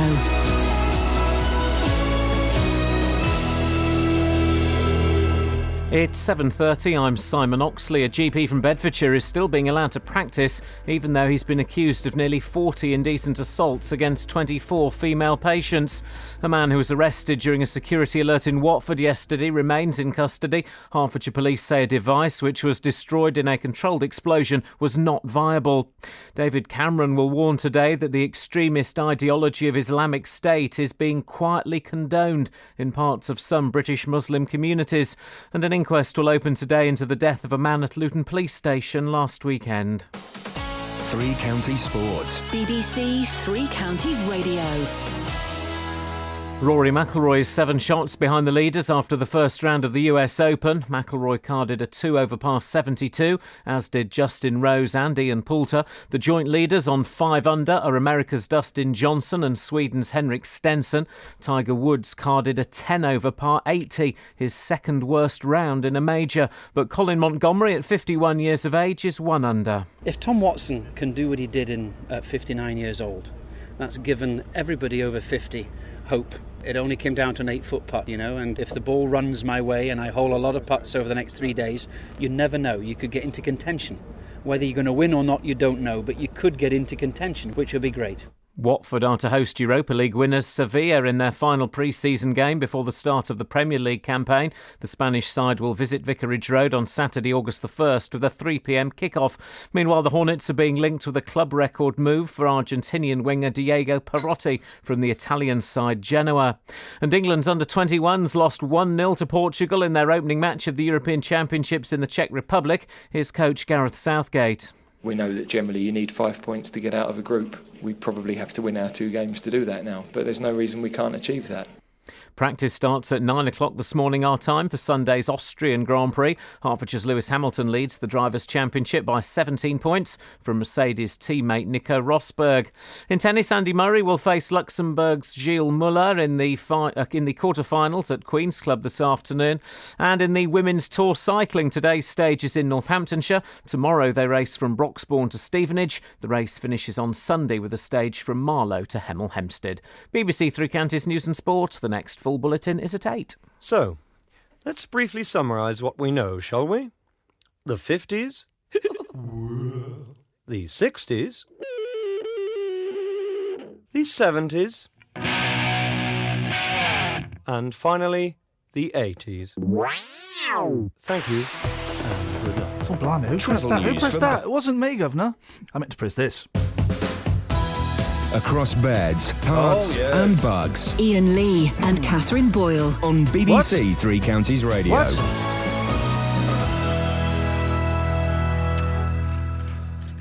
We've got the Daily Star. We don't normally get the Daily Star. It's full of top quality, porn.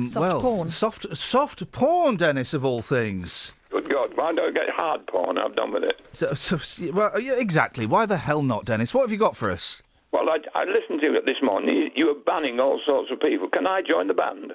Why are my fingers... Well, I'm going to ask a question that doesn't warrant an answer. Why are my fingers so sticky? It's like I've got snail trail on my hands. Where's that come from? Do you want to be banned? Well, why not? I'm not going to. I can relax and don't have to mess about with the first thing in the morning. You ban me out and stay in bed a lot longer. I'm not going to ban you. Oh, rotten devil. I'm not going to ban you. In fact, I'm going to make sure that you continue to listen to us. After you've been here for quite some time in Dunstable, what do you think of Dunstable itself? It's got some good charity shops. Chance to walk around. It's got some good charity shops. I bought loads of records yesterday. I spent £5 and got some brilliant records yesterday. Unfortunately, that's one of the things. We've got far too many charity shops and not enough people selling decent stuff. No, hang on a minute. There's some great charity shops. Yes, Here we go. This is what I've discovered I like about Dunstable so far. Early days, okay? Yeah. There are some great charity shops selling some records. Good. Greg's. And I'm sure there's plenty more stuff to discover as time continues. Well, of course, just up West Street, there's a sign there which said they used to have the stocks there.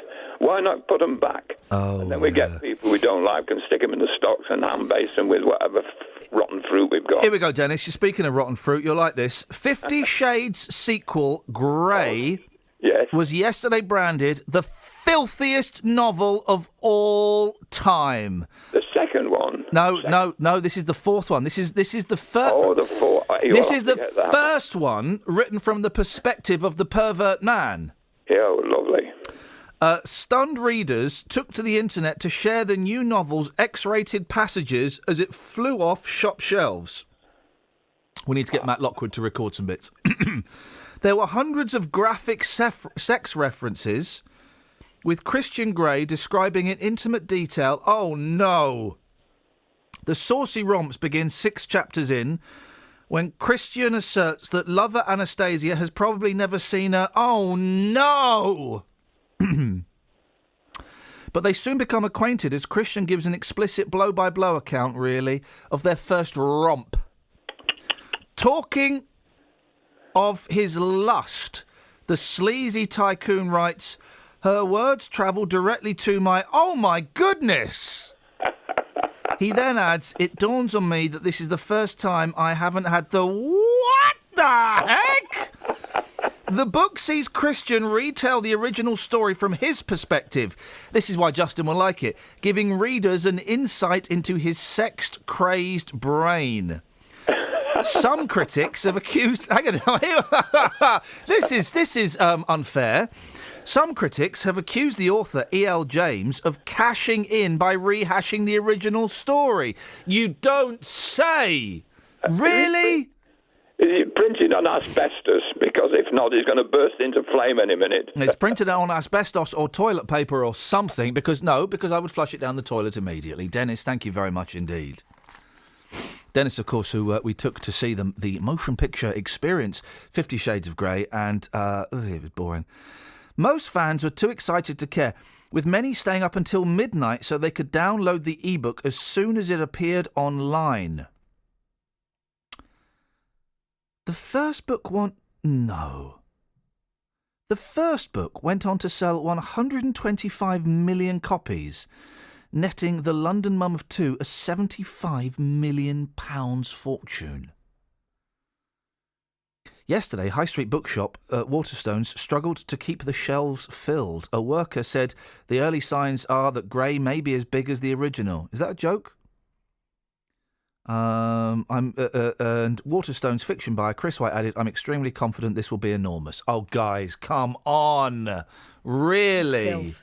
Utter... 03459 455 555. You should write one.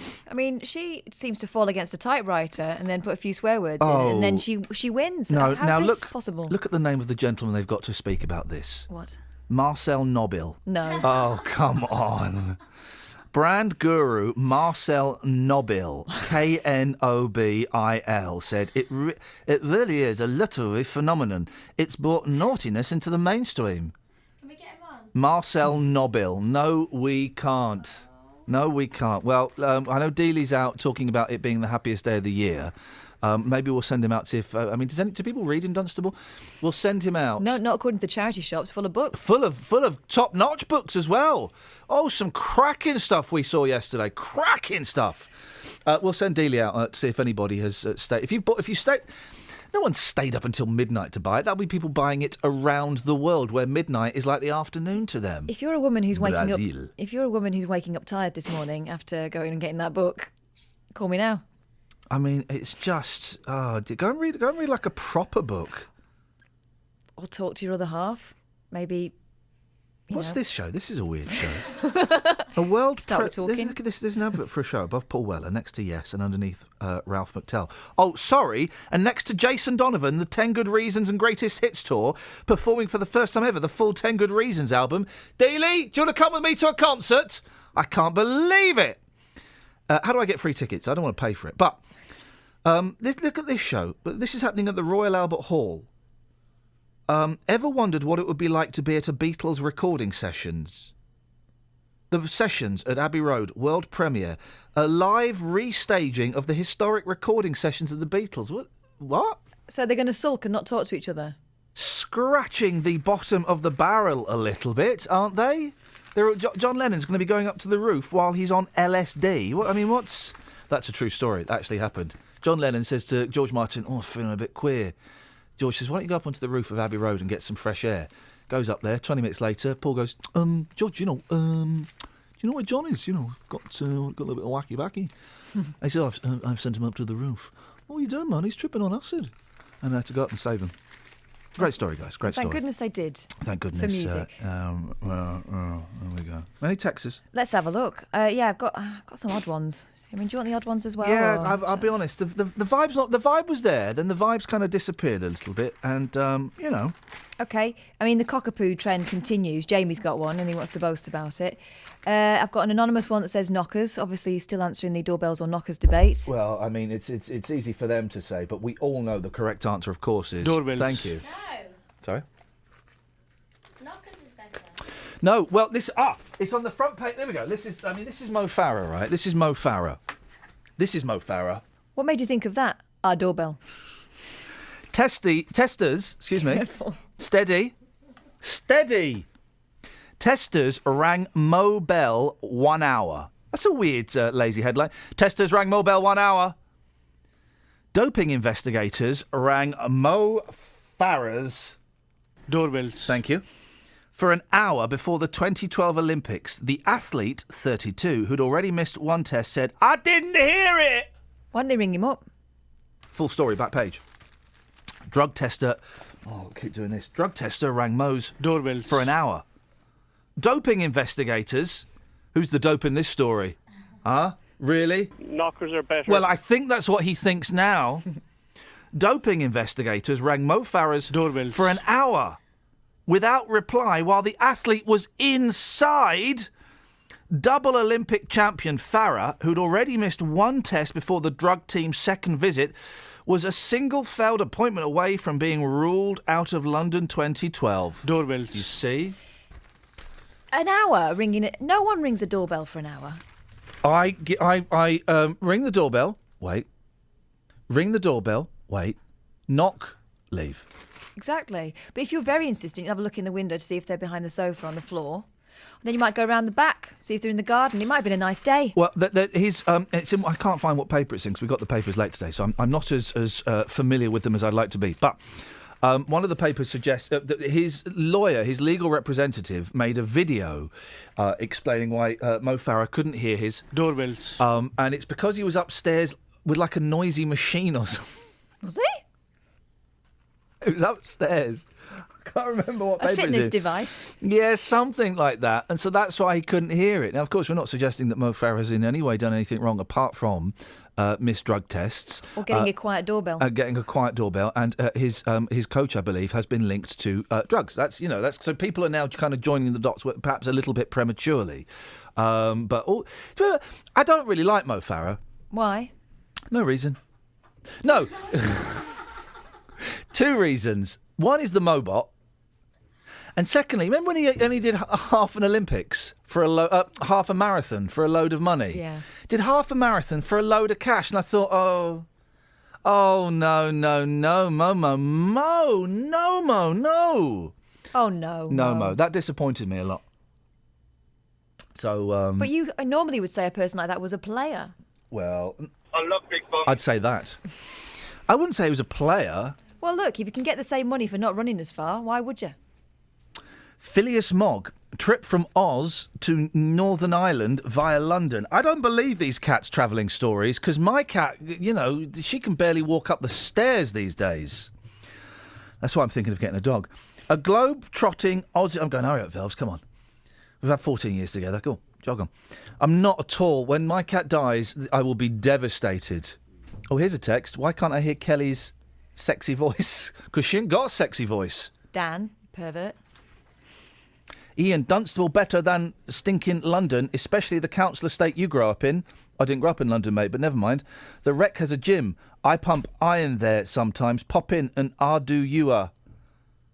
What? And by the way, I was filling in about, every word was missing about 3 letters there. Maybe he's pumping as he types. Dunstable better than stinking London, the council estate you grew up in. I didn't grow up in London. What are you talking about? A globe-trotting Aussie Ginger Tom's catnav meow-functioned. Oh, that is good. His catnav meow-functioned when it travelled 11,000 miles from Sydney to Northern Ireland via London. Microchip data. That's a strange name for a cat. The sentence continues. Microchip data showed the ancient 25-year-old, 25 years old, this cat is like a fantasy cat, isn't it? Was found in Armagh, was chipped as Tigger at Sydney in 2000. He turned up at a stray... Oh, this is not a story. No. Someone moved from Australia and lost their cat. You've cat to be kissing me. Huh? Yeah, you heard. He turned up as a stray at a London's vet clinic in 2004, but no owners could be traced.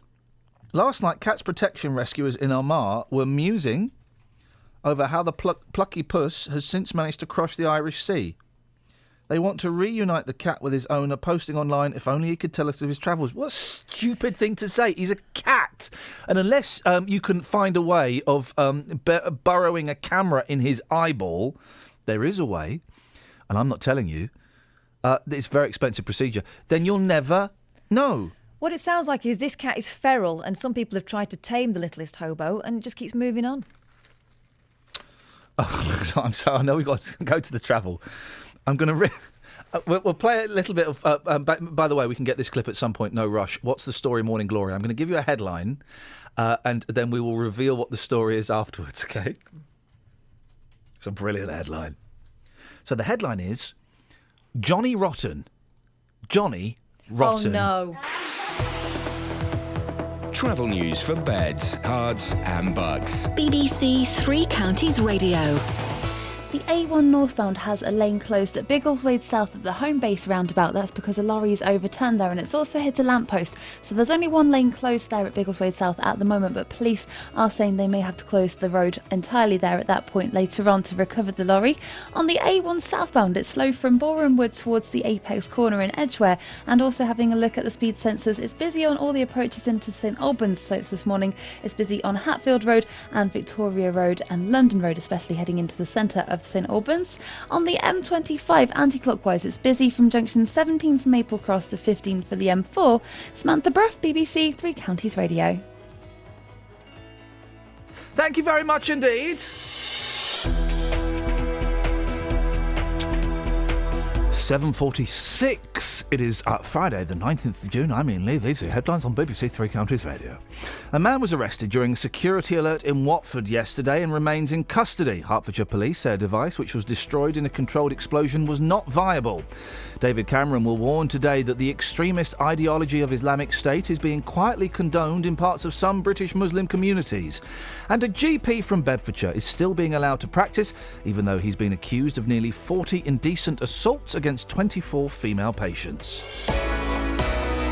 Beds, hearts and bucks weather. BBC Three Counties Radio. Hello, very good morning to you. It's going to turn cloudier as we head through the rest of the morning and into the afternoon. It's a fairly bright start, I'll give you that, particularly towards southern areas and eastern areas of Hertfordshire as well. Nice and bright there, some sunshine still hanging on. But we do have some cloud that's going to spread down from the north, so a cloudier afternoon in store for us. Temperatures not quite as high as they were yesterday, but still I think comfortably up to around 18, possibly 19 Celsius, 66 in Fahrenheit, just a light northwesterly breeze too. Staying dry all day, of course, overnight tonight. Then we'll see lots of cloud around, perhaps a few spots of rain coming from the thickness of the cloud, but nothing more than that, and lows of around 13 or 14 degrees. Tomorrow we may just see a few outbreaks of mostly light showery rain just through the late morning, first part of the afternoon. It's going to feel warm tomorrow, really quite muggy I think, quite a lot of cloud around, some brightness around into the afternoon, but watch out for one or two showers. That's just a small possibility rather than a certainty through the late afternoon, just as we get a bit of heating. Sunday will feel a bit fresher, but it should be dry and there'll be some brightness around too. That's the forecast. Every weekday morning. Coming up at 9 on the Big Phone In this morning, is it a good idea to make jobless teenagers work for their benefits? How would you like this country to stand up to President Putin? Are you surprised to see British people being blatantly racist? The JVS Show. I think we've got to get over this issue about racism doesn't exist. It has existed. It will probably carry on existing. What I wanted to say is they've got this completely the wrong way round. You know, that is also true. That is also true. You will always get some, but they are such a minority. Oh, the man's a buffoon. Get him up, get him out of bed, give him a sense of purpose. The JVS Show. Do you think we have got to, as a country, start taking this issue more seriously? Every weekday morning on BBC Three Counties Radio. Local and vocal across beds, hearts and bucks. This is Iain Lee. BBC Three Counties Radio. The Luton and Dunstable Hospital is considering moving some of its services to a Travelodge off Junction 11 of the M1. The Trust says that by housing the fracture clinic, orthopaedic clinic and other services all in one place, it will improve the patient experience. Well, Melanie Chalk is the Deputy Programme Director of the hospital redevelopment. Morning, Melanie. Good morning, hi. People will be surprised at moving hospital facilities into a Premier Inn. Travelodge, sorry. Why are you doing this? So this is part of the Trust's wider site redevelopment over the next 5 years to redevelop the Luton and Dunstable Hospital site, really to improve clinical services for patients and to increase the footprint of quite a landlocked hospital site. I don't know what that means. Why are you using a Travelodge? So the Travelodge is very close to the hospital. It provides us space in which to grow some of our services. And what it also does is free up space on the hospital site to expand our emergency department. So you haven't got enough room? We don't have enough space, no. Right. We need to grow. We know that the population is growing, the needs of the population are growing, and we're trying to look at every alternative we have to provide clinical services on-site, off-site and close to the site. So what services exactly will be happening at the Travelodge? So we're aiming to create an orthopaedic hub which will include the current fracture clinics, orthopaedic clinics and the associated imaging and musculoskeletal services that go alongside that. And then what? Then people, will patients stay in the Travelodge? No, they won't. So this is going to be an outpatient facility on the ground floor. It's currently an area that the hospital leases anyway, but it'll be outpatient services that patients will come into. They'll have their appointments all in one place. And that's one of the benefits, actually, Iain, is that we bring all of these services together. So instead of patients going to a number of different clinics, seeing a number of different specialists, they can go to one clinic and see all the specialists they need in one visit. How much does it cost?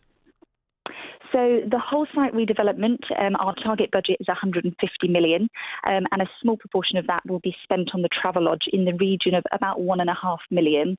Over what period of time? So we hope to have the orthopaedic clinic up and running by the end of this year, but the whole site redevelopment will be continuing over the next 4 to 5 years. And the orthopaedic hub creation is just one of the many enabling schemes that we're doing imminently to develop the site. Right. And the £1.5 million on the Travelodge site, what is that? Is that the cost each year? The cost in total? How does that work? No, so that's the total cost of refurbishing that. So what we're trying to do is create a really state-of-the-art facility, so a modern facility that's very comfortable for patients and that makes sense for patients. So we know on the Luton Dunstable Hospital site that we've grown over previous years in a way that can be quite confusing to patients. We don't have all the services in the right place next to each other where a patient might expect them to be. So with the creation of the orthopaedic hub, as I say, we're expecting state-of-the-art facilities for patients so that everything they need is all in one place if they are on an orthopaedic pathway. Does it not make you sad, Melanie, that I can completely understand why you have to do it, and it's not quite as outrageous as it sounds at first listen, but does it not make you sad that hospitals and the buildings aren't quite getting maybe the treatment and the money that they deserve so that you can keep this all on site? I understand why you can't keep it on site, but hospitals don't feel like hospitals, do they? I hear what you're saying. I mean, I think there's two views there. I mean, a lot of our users would very much prefer services in the community closer to home. So in that sense, it definitely achieves that.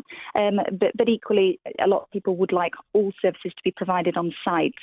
And the good thing about the orthopaedic hub is that it will be very close to the hospital site. So it's just the other side of the motorway. Okay. All right, Melanie, listen, I appreciate you explaining that this morning. Thank you very much indeed. That's Melanie Chalk, Deputy Programme Director of the Hospital Redevelopment. I can understand that. Ken's emailed in. Well, Ken's emailed in with a complaint. Melanie. OMG, stop starting sentences with the word so. I tell you what, Ken, I'll stop starting sentences with the word so if you stop starting emails with OMG. All right, geez? Hey, here's a fun game that Kath and I were playing yesterday. Oh. The number of The number of Beach Boys songs that begin with the word well. Well, since you put me down. Let's play it. Let's play Beach Boy Poker. We're playing Beach Boy Well Poker. I'll go first. Okay.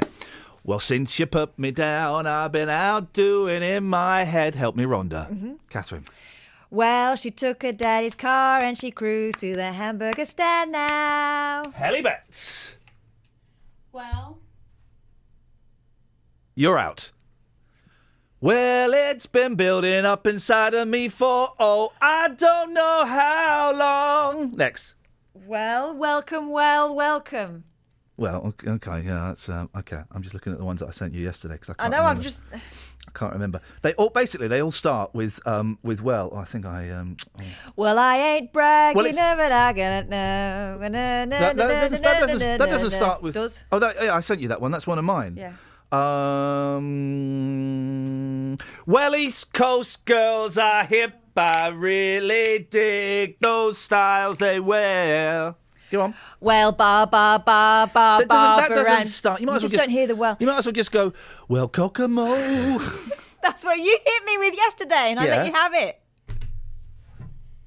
Well, I've been thinking about all the places we surfed and danced and all the faces. They nearly all begin with well. Well Poker by the Beach Boys. Have we got any texts? Let's have a look. I don't think so. Let me just check. Oh, no, hang on a second. I do apologise. I believe we were playing this. Oh, that. Let me just take that right down there. Oh, let me take it up a bit. Split the difference, Ian. Split the difference. The difference would be at 20... Oh, it's crashed. It doesn't matter. Right, so the story is... Where has it gone? Johnny Rotten. Do you want to start with Kelly?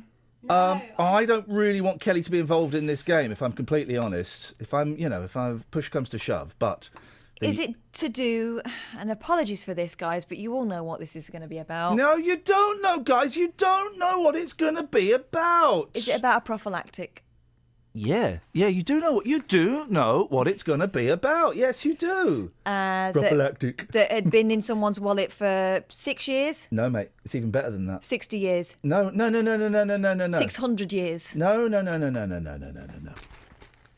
Brits at risk from dodgy condoms. This is actually a pretty... This is public service announcement. This is actually a pretty serious story. There we go. We got the level. So this is serious stuff.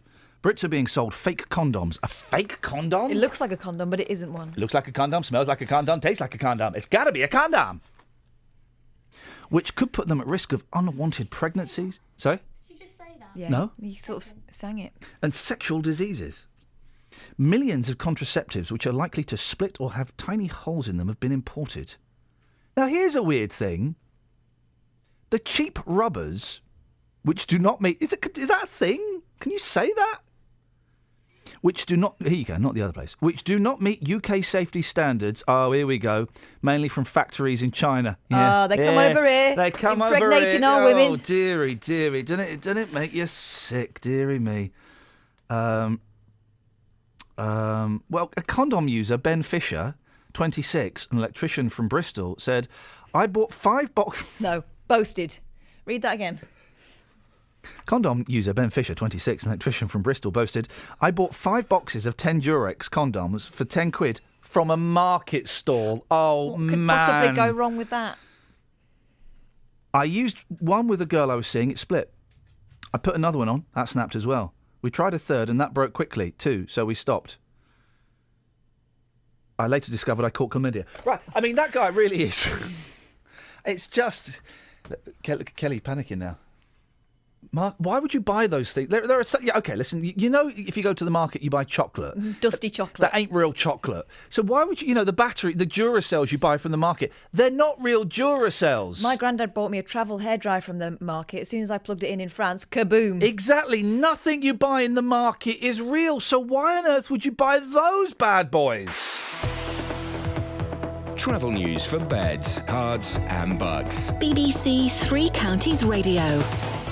On the A1 northbound, there's still a lane closed at the home base roundabout at Biggleswade South. That's because a lorry's overturned there and it's also damaged a lamppost. Police are advising that the road will have to probably be fully closed later on for recovery of the lorry and the lamppost at Biggleswade South. In Borehamwood, on the A1 southbound, it's slow from the Holiday Inn towards the Apex corner in Edgware, and also looking at the speed sensors in Watford on Chalk Hill, it's slow around the Bushy Arches. On the M25, it's busy anti-clockwise from junction 17th Maple Cross to 16 for the M40, but no delays showing up on the speed sensors in the other direction. No reports of any problems either on the train departure boards. Samantha Bruff, BBC Three Counties Radio. Thank you, Sammy. Joe does an interesting tweet regarding the last story, not the Johnny Rotten, the one before that. He says, right, a hospital redevelopment gets 150 million quid and the Houses of Parliament redevelopment gets 4 billion quid. Hashtag priorities. We can talk about that a bit later on if you want. 03459 455 555 is the phone number. More of your calls after the news with Simon. Local and vocal across beds, hearts and bucks. This is BBC Three Counties Radio.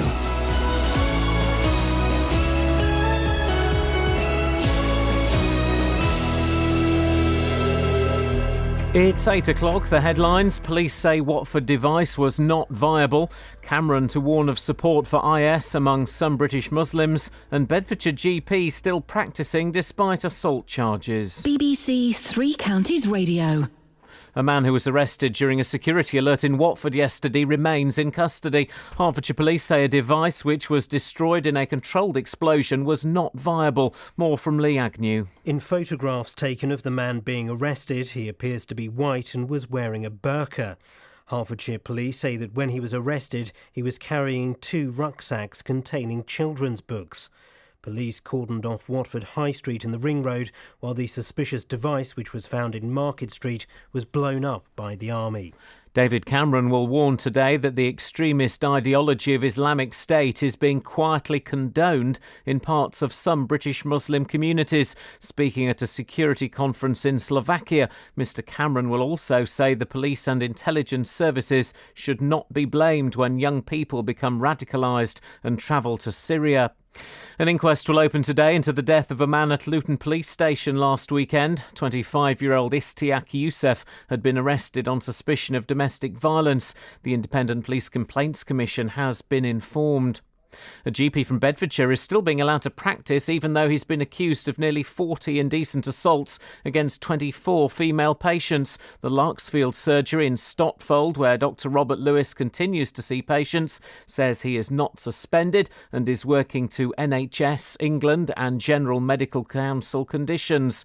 The 49-year-old from Shefford pleaded not guilty at Luton Crown Court to 20 allegations after earlier denying a further 17 charges.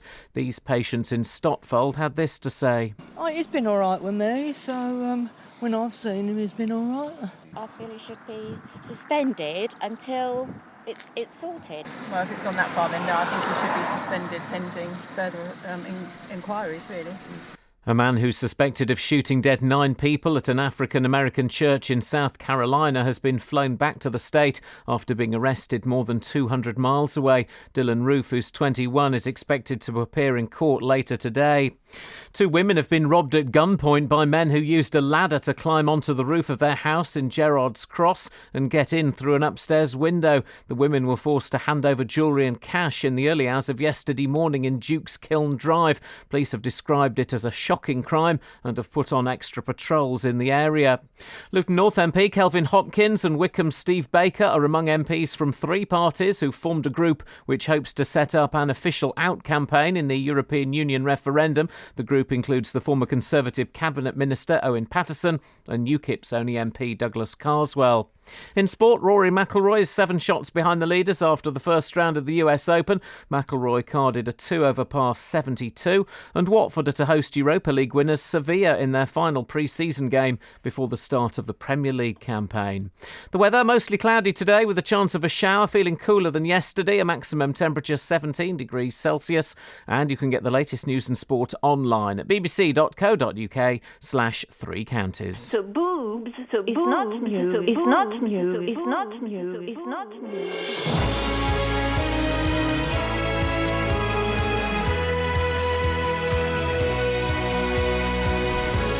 Thank you, Simon. Morning, Iain Lee, BBC Three Counties Radio.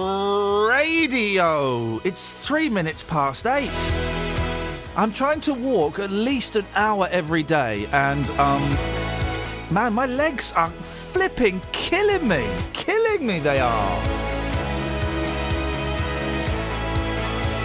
Carpet Martin says on Twitter, imagine excitedly telling your friends and family that you are going to be in the paper only to be described as a condom user and one who's had a dose of the clap. I don't think we say that anymore. Oh man, well today is supposedly the happiest day of the year. Let's celebrate grumpiness, shall we? Let's embrace the grumpy side of us. 03459 455 555. Across beds, hearts and bucks. This is BBC Three Counties Radio. Have we got any texters? Yes. 81333, start your text 3CR. By the way, guys, If you would like to send us something. Okay. I'm not sure. Oh, right, okay. You know Al, the lorry driver you spoke to earlier on? Yeah. He says he goes through your old man, a Britwell. Oh, right, nice one. Well, good for you. So there's a little shout out to you. Thank you. Tell Kelly I miss her voice and that I went to the same high school as her. That's just creepy, isn't it? Yeah, and it gets creepier. Okay. I know you can't say after 7 what's happened with Ian's membership cards for when there was only 10 of us listening between 6 and... It was a good idea that I had that I didn't continue any further. I mean, we could do it. No. A GP from Bedfordshire is still being allowed to practice, even though he's been accused of nearly 40 indecent assaults against 24 female patients. The Larksfield surgery in Stopfold, where Dr. Robert Lewis continues to see patients, says he's not suspended and is working to NHS England and GMC conditions. The 49-year-old from Sheffields pleaded not guilty at Luton Crown Court to 20 allegations after earlier denying a further 17 charges. The allegations were first made to police in 2013. Well, I'm joined now by Dr. Mike Smith, who's chair of the Patients Association. Good morning, Mike. Morning, Ian. Patients that we have spoken to on this show, well, they're not best pleased, and I guess they've got every right to be aggrieved, haven't they? Well, I don't understand the details of this, obviously, but so I can't comment in detail. Yeah, but suffice it to say, the GMC are rigorous in protecting patients' interests, and NHS England is, for the first time in my experience, actually understanding what it is that patients need and want. And if those two august bodies have gone through this, and after all, you know, you are innocent until proved guilty, and this man has said he hasn't accepted the charges, so one has to take that into account too. And as I say, I can't comment on the detail because I don't know it, but I mean in general terms, having gone through a GMC and an NHS scrutiny, and also I believe from hearing others talk about this particular case that he's chaperoned every time he sees anybody now. Is it? Were you surprised to hear that a doctor accused of things like this was still practising? What's the normal way this works? I would imagine suspension would be the normal thing. Well, I mean, I've known of one local case to me about 15 years ago that wasn't abuse. It was a seeming accident. And I won't go into the details, but it was with a child, and the parents were actually present. And the gist of it was that the child got hurt inadvertently. according to what the doctor said, and he was subsequently upheld. But he was suspended, in retrospect, totally unjustly, because, in fact, what had occurred was nothing to do with him or his fault or his intention. And that's the case that I've had in detail. And, in retrospect, it did seem an unfair decision that he was suspended that time. So, in fact, they do take things very seriously. And, I mean, if there have been 40 suggestions that something was wrong, that will have been taken into account. But, we are innocent until proven guilty. Oh, of course. We make snap judgments, though, don't we? Yeah, we do. As human beings. And I just wonder if I were a patient in this position, innocent until proven guilty, of course, but the other part of our brain thinks, well, no smoke without fire. I wonder how I would feel if I were a patient visiting a doctor who'd been accused of things like that. Well, yes, indeed. That is a very good point. And perhaps the patients will be doing this themselves. So one must see, but one hopes certainly that whatever's going on is resolved ASAP for everybody in everybody's best interests. Mike, final question. If a patient is unhappy with the GP that they've got for whatever reason, they're well within their rights to see another GP within that surgery, aren't they? And say, yes, I don't want to see Dr. Jones because of what, of this, and this. Yeah, I mean, the NHS Constitution, which is about 40 or 50 pages of written script, does set out everybody's patient's rights and responsibilities, and they have far more rights than anybody generally thinks about without having read this document. There are also a few responsibilities, obviously, and one of them is that you do have a big choice in who you see and what your treatment is. Certainly. Mike, I appreciate your time this morning. Thank you very much indeed. Dr. Mike Smith chairs the Patient Association. This is Iain Lee on BBC Three Counties Radio. Let me rephrase that. He chairs the Patients Association. The Patient Association is a completely different organisation that just, they're very calm. They're very calm people.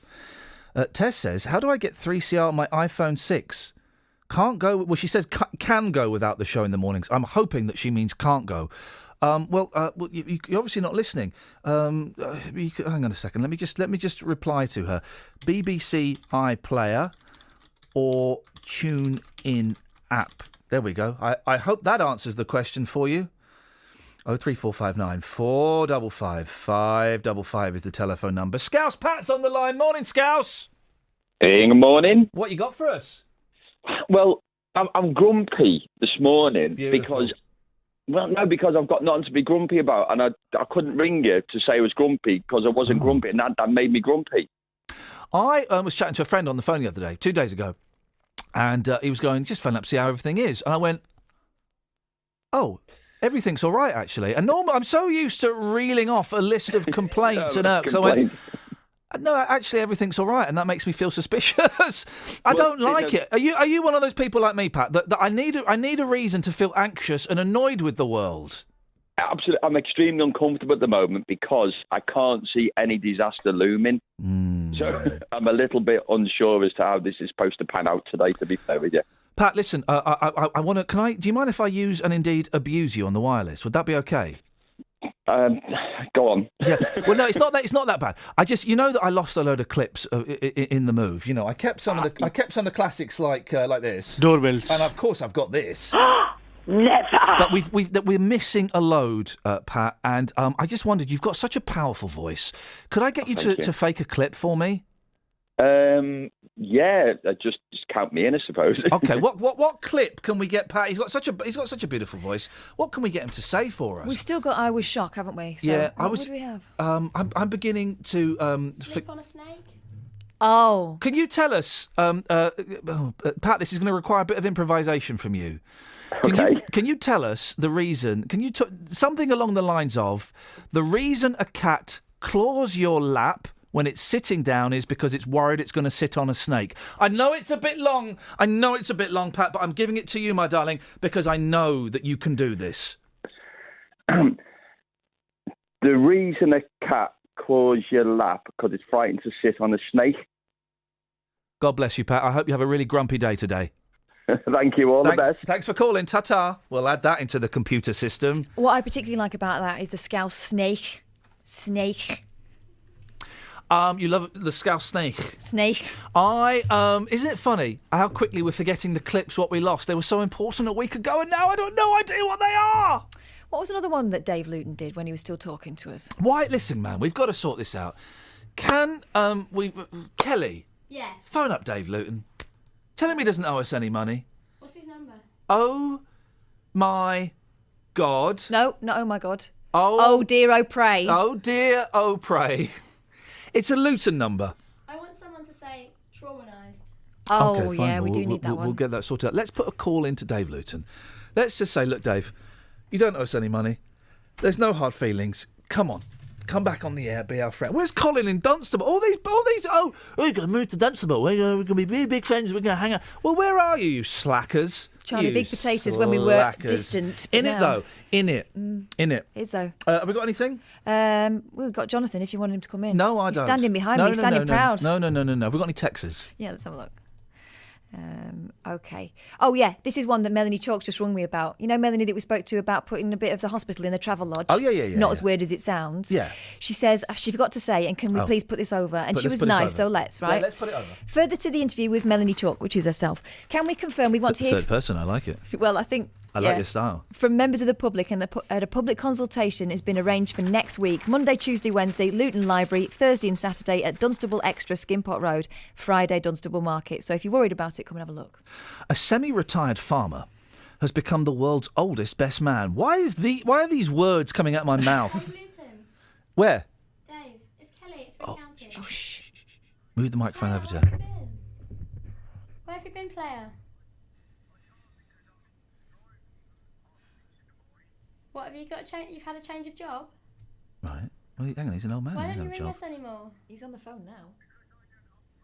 Just ask him to put him on the line. Right, we're going to go to travel, and then we'll have him, shall we? Dearie me, we've got bully people to phone us. Unbelievable. 03459 455 555. Travel news for beds, cards and bugs. BBC Three Counties Radio. On the A1 northbound, a lane's closed at Biggleswade South at the home base roundabout because a lorry overturned earlier and it hit a lamppost as well, so that has also been damaged. Police are advising they may have to close the road at that point later on. On the A1 southbound, it's also looking very slow from the St Neots junction towards the Black Cat roundabout, and in Bedford on the A6 Paula Radcliffe Way between Clapham Road and Cutthroat Lane there are roadworks, so that is starting to cause some queues. On the M25 it's slow anti-clockwise from junction 17 for Maple Cross to 16 for the M40, and Southern Trains are just reporting delays of 15 minutes between Watford Junction and Clapham Junction. That's because a train's broken down. Samantha Bruff, BBC Three Counties Radio. Thank you very much, Sammy. It is 8:15. It's Friday, the 19th of June. I'm Iain Lee. These are your headlines on BBC Three Counties Radio. A man who was arrested during a security alert in Watford yesterday remains in custody. Hertfordshire police say a device which was destroyed in a controlled explosion was not viable. David Cameron will warn today that the extremist ideology of Islamic State is being quietly condoned in parts of some British Muslim communities, and a GP from Bedfordshire is still being allowed to practice, even though he's been accused of nearly 40 indecent assaults against 24 female patients. Nick Coffer on BBC Three Counties Radio. The book is all about how you can use nature to make walking a detective game. There's no cost to spending 10 minutes looking at all this stuff. Three mums from Hertfordshire have got something a little bit different planned. This weekend they're walking 100 kilometres. We've done lots of training and we're aiming to complete it within 24 hours. Nick Coffer. Is that a maze in front of your house? It's called a parterre. Oh, it's a parterre, is it?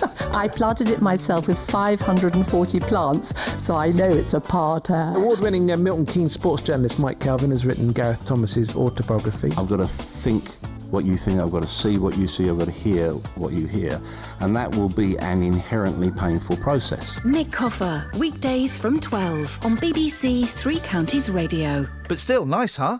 Yeah. Hey, JVS. Good morning. Good morning. Oh, there's a cup of coffee over there. Oh.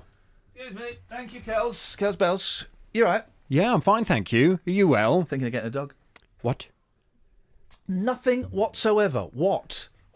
You're getting a dog? No. You think you're getting a dog? I might be. I'm looking after my friend's dog at the moment. What is it? It's a black lab. Okay. Do you want to borrow her? She's lovely. No.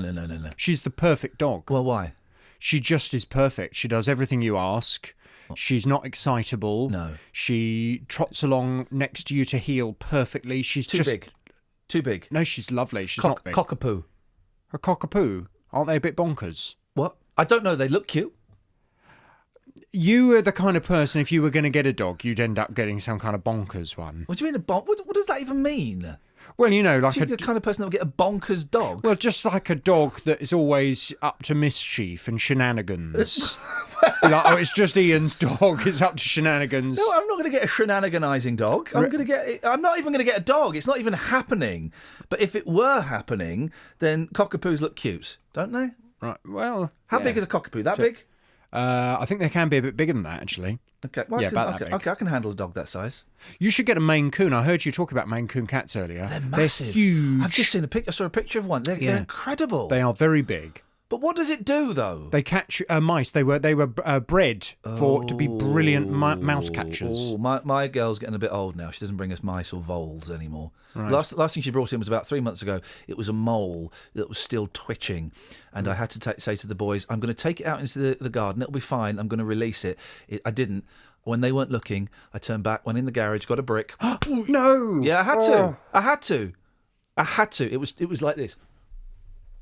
I had to do that with a baby rabbit once. A rabbit? It didn't have any legs. I did it with a kitten as well in Spain. What? Yeah, I know. This is like animal death poker. Kitten in Spain, horrible holiday in Spain. I've been given the wrong tablet, so I was covered in this red rash. So I didn't go out. I was really grumpy. The one day we went out, we went for tapas, we got ripped off mercilessly, and then as we were walking back... So you're already in a mood. Oh, I'm in a terrible mood. We're walking back, and I saw a kitten get run over, but it was still alive. It's just its body was excuse me, squashed. Oh, flat. No, don't. And it was there going... No. And I said to my friends, anyone going to do anything with this? They said, like, what? I said, this is very upsetting. I had to get a rock. Can we change the subject? I had to stove its head in. Oh, no, don't. I said a prayer. I did actually say a few words for it. You said a few prayers? I said a prayer. Really? I did say a prayer, yeah. I did actually. Right. So that's all right. Can you remember what your prayer was? Oh, it was just something like... It was just something like, Our Father. It wasn't like... It was like, dear God, Dear God. I'm really sorry I'm doing this, but I'm doing it for the right reason and, look after this cat in heaven and stuff. You never know. I was like 27.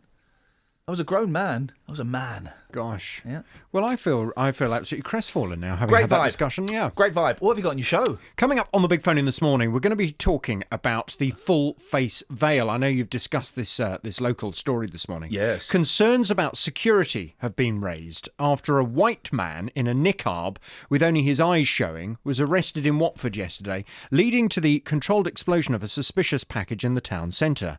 Security concerns in Belgium compelled the government there to ban full facial coverings in many public places, whilst the Dutch government has also banned it in areas where they deem it important to know someone's identity. France, meanwhile, has a total ban on full facial coverings, with the former president, Nicolas Sarkozy, famously declaring they oppress women and have no place in France. Well, the most recent ban on the veil has come from Chad, where the government has banned people from wearing the full face veil following 2 suicide bomb attacks on Monday of this week. Well, from 9 this morning, I want to hear your reaction to this. Would you like the full face veil banned in the UK? Do you think this story illustrates just how dangerous it is to allow people to walk through busy town centres covering their identity? From 9 this morning, your reaction. 03459 455 555. Would you like the full face veil banned in the UK? Local and vocal across beds, hearts and bucks. This is Iain Lee. BBC Three Counties Radio.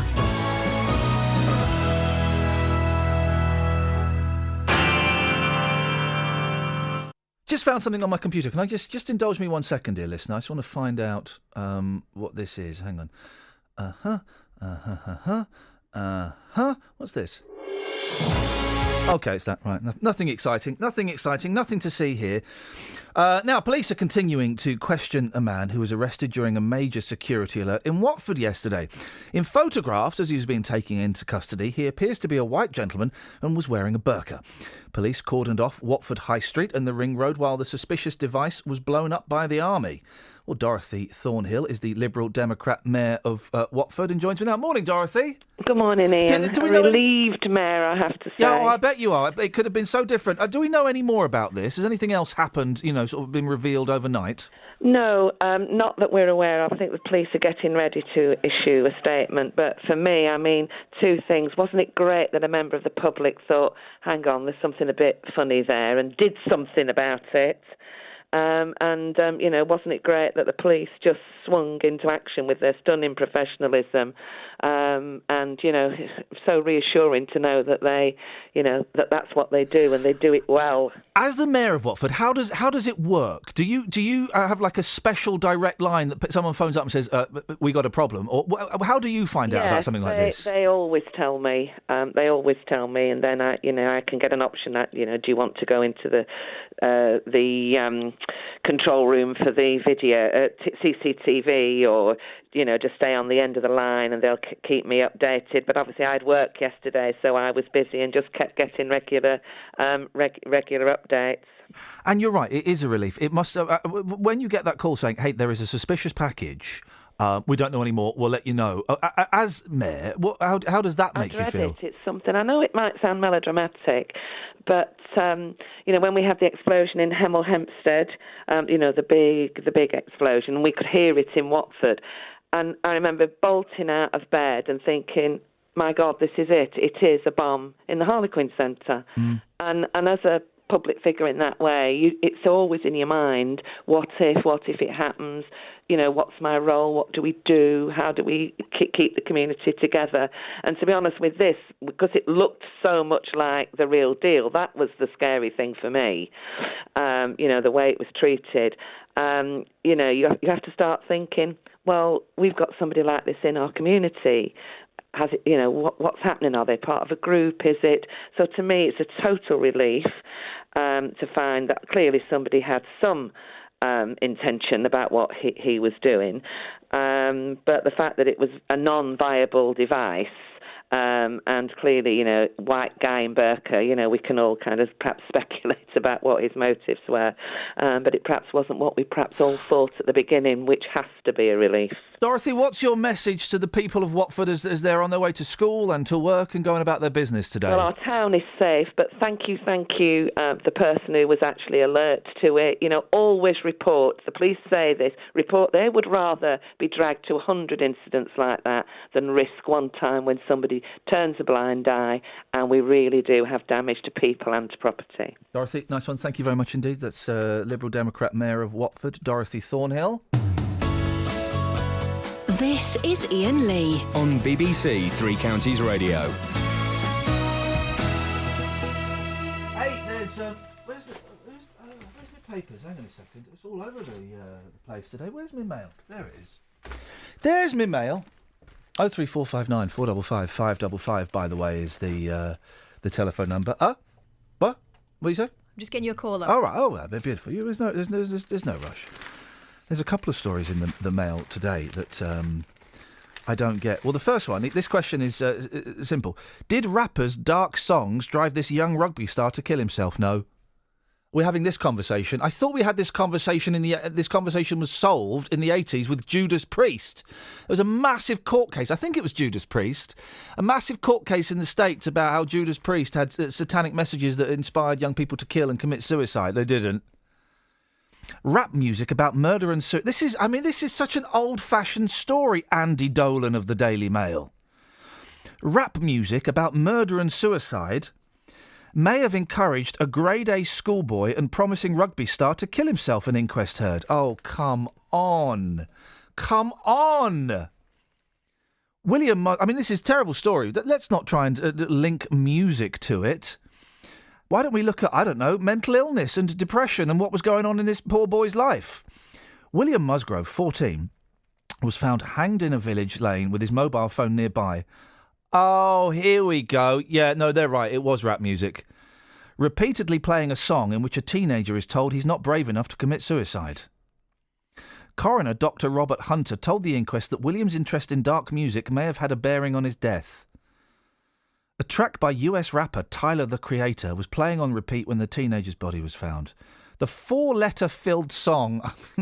Come on, guys, really? Dr. Hunter said it would appear that William was a grade A student with a good circle of friends. He had no previous history of depression or suicidal thoughts. And you know that, how? This is a really dangerous story. He had a keen interest, the doctor continues, in America. How do you know that he didn't have a history of depression or suicidal? How do you know that? Poor boy and their family. He had a keen interest in American rap music, in particular the darker side of American rap music, with lyrics relating to suicide and death. He would have been an impressionable teenager. Oh, this is awful. He would have been an impressionable teenager, and this type of music would have had an effect on the way he looked at things. The coroner recorded a narrative conclusion, adding, I can't say why he did this. It was so out of blue, so out of character. Was it teenage experimentation? Oh, man alive. Oh, come on, guys. It's not 1986. I thought we'd had this conversation before. You can't blame music for it. For that poor, troubled boy who was lost. You can't blame some rapper for it. Dearie me. 03459 455 555. Let's get the Trav. Travel news for beds, cards and bugs. BBC Three Counties Radio. On the A1 northbound, there's a lane closed at Biggleswade South at the home base roundabout. That's because a lorry's overturned and a lamppost has also been damaged, and there's still just a lane closed and traffic is able to pass. It's not looking too busy on the speed sensors, but police are advising that they will have to probably close the road fully later on this morning for the recovery of the lorry. On the A1, it's slow southbound approaching the Black Cat roundabout from the St Neots junction, and in Dunstable, it's looking quite slow on the High Street southbound. On the train departure boards, Southern services are reporting delays of 15 minutes between Watford Junction and Clapham Junction. That's because the train's broken down. Samantha Bruff, BBC Three Counties Radio. Sammy, thank you very much indeed. Last 30 minutes of the show. If you want to give us a call, you're more than welcome. We'll have Dealey in a bit as well. 03459 455 555. Today is supposed to be the happiest day in the year. Get over it. What are you grumpy about? Let's find out after the news with Simon.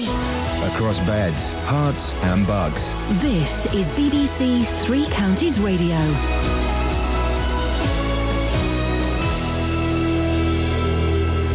The headlines: a man who was arrested during a security alert in Watford yesterday remains in custody. Hertfordshire police say a device which was destroyed in a controlled explosion was not viable.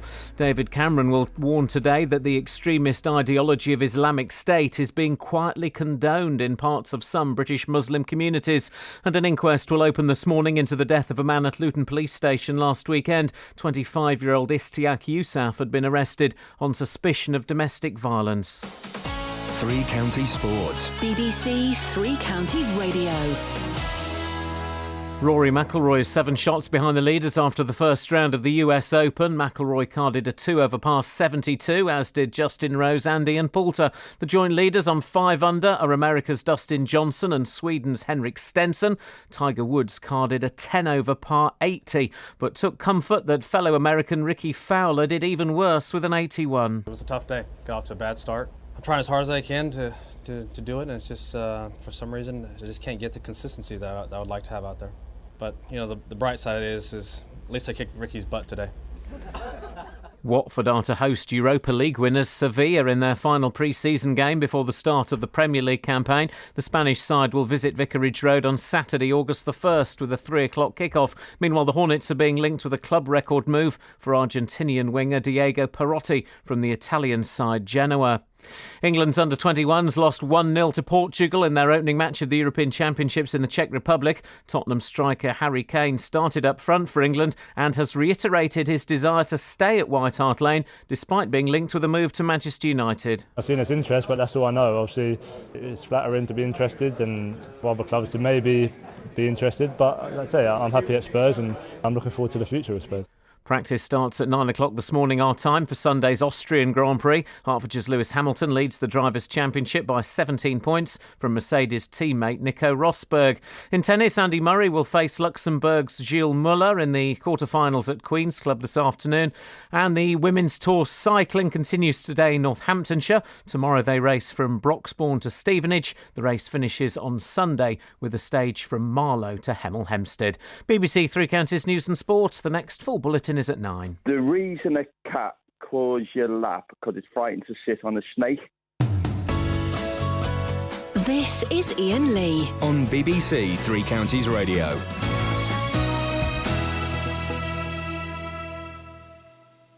Yeah, that's fine. That's fine. That's smoothly done. Smoothly done from me there. 03459 455 555 is the telephone number. Well, we heard Kelly speaking to him before. Let's go straight to Dave Luton. Dave? Wagwan Kels, where's Dave? It's coming on at 8:45. Of course he is. Hang on, no, whoa. We've heard these promises before. Hey, get ready, get your clips out. Get your clips out, get your clips out. You're going to be hearing this a lot. Clip that. Clip that. And? Clip that. Yeah, that's what we're going to be doing. Chris is in Luton. Good morning, Chris. No, Chris in Wilstead. Morning, Ian. How are you? Was it so? What? Wilstead, not Luton. No, it says Luton on the screen, Chris. Don't believe anything you read. I've just looked at your website and your phone number's on for contacting the show. Have they got the wrong phone number on the website? They got the 08 number up there still. Boffins, change the phone number. Do you know what you get if you ring that? You get an earful of Roberto. Yeah, a message, yeah. Oh, was it Roberto How's telling you to jog on? To the universe. How are you getting on over there? We had Catherine and I had a great charity shop run yesterday. We spent about £5 between us on a load of albums. Got some great stuff. Fantastic. I'm loving the vibe. And we had a Greg's Dummy as well. So, a sausage roll. So we are literally living the dream. Good. I just thought I'd ring in about something I saw yesterday I haven't seen for a long time, and it was a hitchhiker. Oh, now, isn't it funny? Isn't it funny that you say that? Because I saw a hitchhiker the other day. I go up to Birmingham at the weekends, and I saw a lady hitchhiking in a petrol station, but she wasn't being very obvious about it. And I made the mistake, she was kind of going my way, and I made the mistake of making eye contact with her. And so she kind of went to pick up her bag, and I went, best of luck.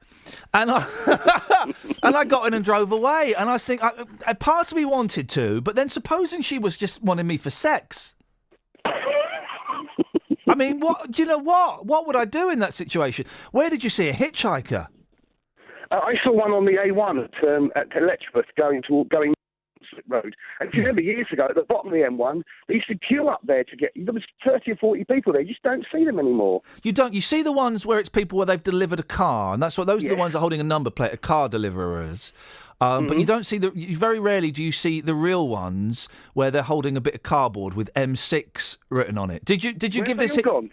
Did you? Well, I think they've. It's illegal. Is it illegal, Kath? I don't think it is. I hitchhiked once from Reading to Farnham Common, which is kind of near Slough. I was like 18. I was drunk as a skunk, and it was the most terrifying. I got in this guy's car, right, and he's going, "Where do you live?" I said, "Slough." He said, "Whereabouts is Slough?" I said, "Actually, it's Farnham Common." He said, "Oh, where?" I said, "Oh." He said, "Yeah." He said, I said, "I live near. Whereabouts?" And I was like, "Oh." And he was telling me off for hitchhiking. I think, you don't pick me up. I spent the whole journey going along the, what is it, the M4? I guess it's the M4. The whole journey with my left hand on the seatbelt buckle, my right hand on the door handle, ready to clunk, boom, to do a little roll out. I thought if that hand had come near my, let's say leg, boy, oh boy, I would have been out like a shot. I told you the other day about the half-naked man who was thumbing for a lift at 4 a.m. the other day. Oh, beautiful. What a chance. What could possibly go wrong there? I didn't pick him up. Kelly's gutted. She missed that one. She'd have had some of that. It was the half you are allowed to be half naked in public. It wasn't the bottom. We can ask, because hitchhiking in the 70s was a fun way to meet partners and get murdered. The tradition doesn't seem to have been carried on, does it? No, it's just gone now. I used to hitchhike when I was 18 to Hitchin and back every Friday and Saturday night, all the way there and all the way back. Hitchin to Hitchin. Luton to Hitchin. And you get, people would stop and you get. In those days, yeah. Did you talk to the people that picked you up? Well, of course. I remember hitchhiking from Yarmouth back to Luton one time, and this actual guy picked me up, and he picked up 2 other people as well. He just wanted the company, and just used to strike up a conversation. I'm always suspicious of... Ready to get out that door. I'm always suspicious of people that want company. Makes me very uncomfortable. Chris, thank you very much indeed. 03459 455 555. Kiri's on the line. Morning, Kiri. Morning, Ian. How are you? Flipping out. I'm deaf now, love. What have you got for us? I want you to clip me. Do what? I want to be clipped. Clip that. Okay. Well, do you know what, Kiri? I'm going to say no. Oh, that's not nice. Well, no, not because out of narcissism, because your line is absolutely flipping awful. And we only have the highest... Turn your radio off. Hang on. 1 second. Bear with. No. Bear with. There you go. But what the hell were you doing? Why were you using like an app, a crap app that makes your phone calls worse? Is that what you were doing? No, I was using my hands free. All right, okay. Well, then let's give us a clip. Well, I don't know what I want to say. You have to tell me. There we go. Thanks very much. That's that sorted. Yeah, we'll have that. It's as simple as that. Is Justin there? It's as simple as that, Justin, isn't it? Oh, fantastic. Absolutely brilliant. I do love Kiri. I think she's great fun. Yeah, I know you do, mate. Yeah. If she thinks the same about you. Yes. Hey, classic bands. Yeah. Justin. Yes, boss. It's the happiest day in the year, according to scientists who we all know are full of joy about stuff. Yes. Full of joy. Yeah. They've come up with a formula that says today's the day the teddy bears have their picnic and we are all over the moon about it. Are people happy on the streets of Dunstable? Well, I've taken it to the streets this morning, asking people what they're happy about. Some people are slightly confused about what they're happy about. Some people don't even know what they're happy about. Here's what happened on the streets of Dunstable this morning. It's the happiest day of the year. Are you feeling it? Maybe. Okay. You're a hard woman to please, I think. What makes you happy? Don't know off the top of my head. You don't know what makes you happy? No, not off the top of my head. Come on, there's got to be something that makes you happy. My dog. Your dog makes you happy. No worries. Okay, let's leave it there. Tell it the way it is, Mandy. What makes you happy? Come on. Well, I go to the cake shop and have a cup of tea up there, just to get myself out for a few hours. Cake and tea makes you happy. What about geezers? Do they make you happy? No, geezers don't. No. Geezers don't make you happy? No. You've been around the wrong geezers all your life. Yeah. Hey, Samuel, come on. Let's do this for our listeners. Give us a quick, oh, happy day. Oh, happy day. Oh, happy day. Oh, happy day. Oh, happy day. Oh, happy day. Samuel, you've got the vibe, haven't you? Yeah. Lovely helmet here. What's your name, sir? Jeff. Jeff. Today's the happiest day of the year. Are you feeling it? Nope. Thanks, Jeff. Okay. No vibe with Jeffrey. No vibe at all. Jeffrey not happy at all. Not happy. No, he's not happy. Some people are happy, but what I would say is before 9, if you get time, you've been talking about 50 Shades of Grey this morning, and the sequel coming out. And I found somebody on the streets this morning. I found a couple. This lady is 80 years old, and let's just say it was a strong conversation. Hang on, have you got audio of this? Before 9, if you so desire. Mate, I desire your 50 Shades Old. Of course I do. How could I refuse such a thing? It was just a little bit of a shock for her husband. Let's just say no more for the time being. Are you gonna be reading the? I tell you what, because I know you're not a big reader. Not since you had all your books nicked. We're on to you. But there is the 50 Shades book has been rewritten from the perspective of the gentleman. Brilliant. Would you like me to do the audio book for you?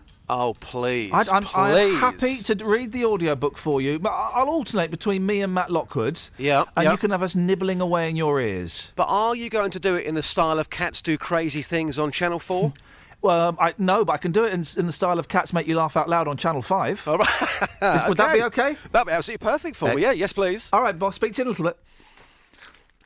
So there's a picture of Kate Winslet looking a little bit different in the papers, but actually looks quite a lot like Kate Winslet. I don't understand this. Smoother, slimmer, and so scarily glam. Somehow you just don't look like yourself, Kate. Yeah, she does. It's a picture taken from a different angle. It's definitely Kate Winslet. It's Kate Winslet.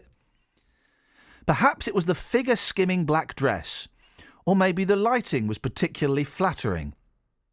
Whatever Kate Winslet's secret, the 39-year-old... I'll be honest, I love Kate Winslet. I don't know if she can act or not, but she's, goy. Whatever Kate Winslet's secret, the 39-year-old actress oozed polished glamour when she appeared on the red carpet this week. Yet somehow she didn't look herself. In fact, her transformation for the New York premiere of her latest film raised a few eyebrows. Pourquoi? Où est l'eyebrow raise? Indeed, the controversy centred on her particularly arched right eyebrow, right, which some say is a sign of Botox treatment. Right? And, She always has one up. That's one of her things. Oh, yes, because I'm guessing... So she plucks it, is it? Well, yeah. she's doing the thing that I wish I could do. I can't raise one eyebrow, just both, and I just look surprised. Listen to this. This is such a mate. I mean, the Daily Mail, really. So we're blaming rap music for a young person's suicide, and now we're saying, yet when she appeared in public last autumn, just 9 months after giving birth to her third child, Bear, her face... Of course it was Bear. Her face and figure was fuller. So she's lost a little bit of weight. What are they saying? Earlier this year, Miss Winslet insisted she was in no hurry to shed her baby weight, saying, I so didn't want to be one of those, oh wow, she's back in shape. I just think, for flip's sake, that's impossible. But now she's been... what? I don't understand this story. So she's lost a bit of weight, and she may or may not have had buttocks. What's the... I don't get it. The Mail's really weird today, man. What's going on with that? Have we got any texters? Yeah. Go on. Daz says, I'm grumpy because there are more roadworks springing up on the M1 again. Good. Makes me grumpy and angry. That's Daz the trucker. Good. And we've got one here from Evan Luton. Everard! Who says, my cat was sunbathing with one of the foxes that lives at the end of my garden yesterday. Oh, really? I don't... When animals get... I feel bad for Benji Bunny because my cat has never... ever spoken to him. They just don't speak to each other, and it's a weird thing. The cat has got kind of more freedom than Benji Bunny, and walks past Benji, but they don't even look at each other or acknowledge each other. Well, I mean, given happy day. Sorry? Given Cat's relationship with Rabbit normally is a tin of I don't know, Mr. Whiskers, whatever it's called. Probably best they don't talk. Let's not be having that, guys. That's outrageous. She would. She'd look at him and see a rotisserie. Well, but that's it. I'm surprised she's not pounced over there and tried to snaffle him because he's really busy humping the football. Yeah. So she could easily take him. She could easily. Supposing if they made love. Oh no, a cabbit. It could be, couldn't it? Or a rat. Yeah, exactly. I just wonder what would pop out. On that bombshell, 03459 455 555 is the phone number. Travel news for beds, cards and bugs. BBC Three Counties Radio. On the A1 northbound, there's still a lane closed at Biggleswade South by the home base roundabout because of an overturned lorry, and it hit a lamppost, so the police are advising they will probably have to close the road later on for recovery, but it's still open at the moment with just the one lane closed where the lorry is overturned. In Redbourne on Dunstable Road, that's slow southbound between the M1 Junction 9 for the A5 and Harpenden Lane. That's a diversion route for the closure of Waterley Lane roadworks, so it's looking very busy. And the A5 High Street North in Dunstable is looking slow southbound between the Ashton Middle School and Church Street. In Aylesbury on Friarridge Road, it's looking busy too on the speed sensors between the Oxford Road roundabout and Walton Street roundabout. On the train departure board, though, there's no reports of any problems. Samantha Bruff, BBC Three Counties Radio. Sammy, what the hell's... What? I don't know. What's I don't that? know what that is. Hang Someone's trying to break in, I think. Hang on, let's have a listen. Is it? Are you all right? Do you need us to call the police? Is there? Okay, cough once if you want me to call the police. So you can't even cough. Right, we're coming round. Flipping heck. That's terrifying. Well, I don't know what I want to say. No, You have nor to do tell I. me. You tell me. A man who was arrested during a security alert in Watford yesterday remains in custody. Hertfordshire police say a device which was destroyed in a controlled explosion was not viable. David Cameron will warn today that the extremist ideology of Islamic State is being quietly condoned in parts of some British Muslim communities. And an inquest will open this morning into the death of a man at Luton Police Station last weekend. Let's get the weather. Beds, Hearts and Bucks weather. BBC Three Counties Radio. Hello, very good morning to you. We've still got some sunny spells, some brightness across the three counties, but I think into the afternoon it is going to turn a bit cloudier, so turning into a cloudier day, more cloud than sun this afternoon, but some brighter spells at times, yes, just a light northwesterly breeze and highs up to around 19 or even 20 degrees, 68 in Fahrenheit. Overnight tonight it's staying cloudy, quite mild, lows of around 12 or 13 degrees, and then into tomorrow we might just see a few showery outbreaks of rain just through the late part of the morning, first part of the afternoon, just edging in from the west. They'll be fairly hit and miss and very light in nature. That will lead to more brightness as we head through the afternoon. Quite a warm and a muggy feel to things, a lot of cloud around tomorrow. We may just see a few showers sparked off by the brightness into the afternoon, but again that's going to be very hit and miss, and I think most places will be dry through the afternoon at least. Just don't be too surprised to see a few spits and spots of rain at times. Sunday's going to feel a bit fresher, highs of around 19 or 20 degrees, and it should be bright and dry all day. That's the forecast. Don't forget, we've now changed our phone number. Hello, thanks for calling. From now on, to get in touch and have your say, you'll have to dial 03459 455 555.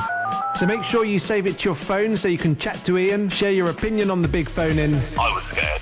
Well, I was robbed twice, once at gunpoint. Chat to my experts or talk to any of our shows. Hello, thanks for calling BBC Three Counties Radio. So remember, from now on, you'll have to dial 03459 455 555 to stay in touch with all of us here at BBC Three Counties Radio. Local and vocal across beds, hearts and bucks. This is Iain Lee. BBC Three Counties Radio.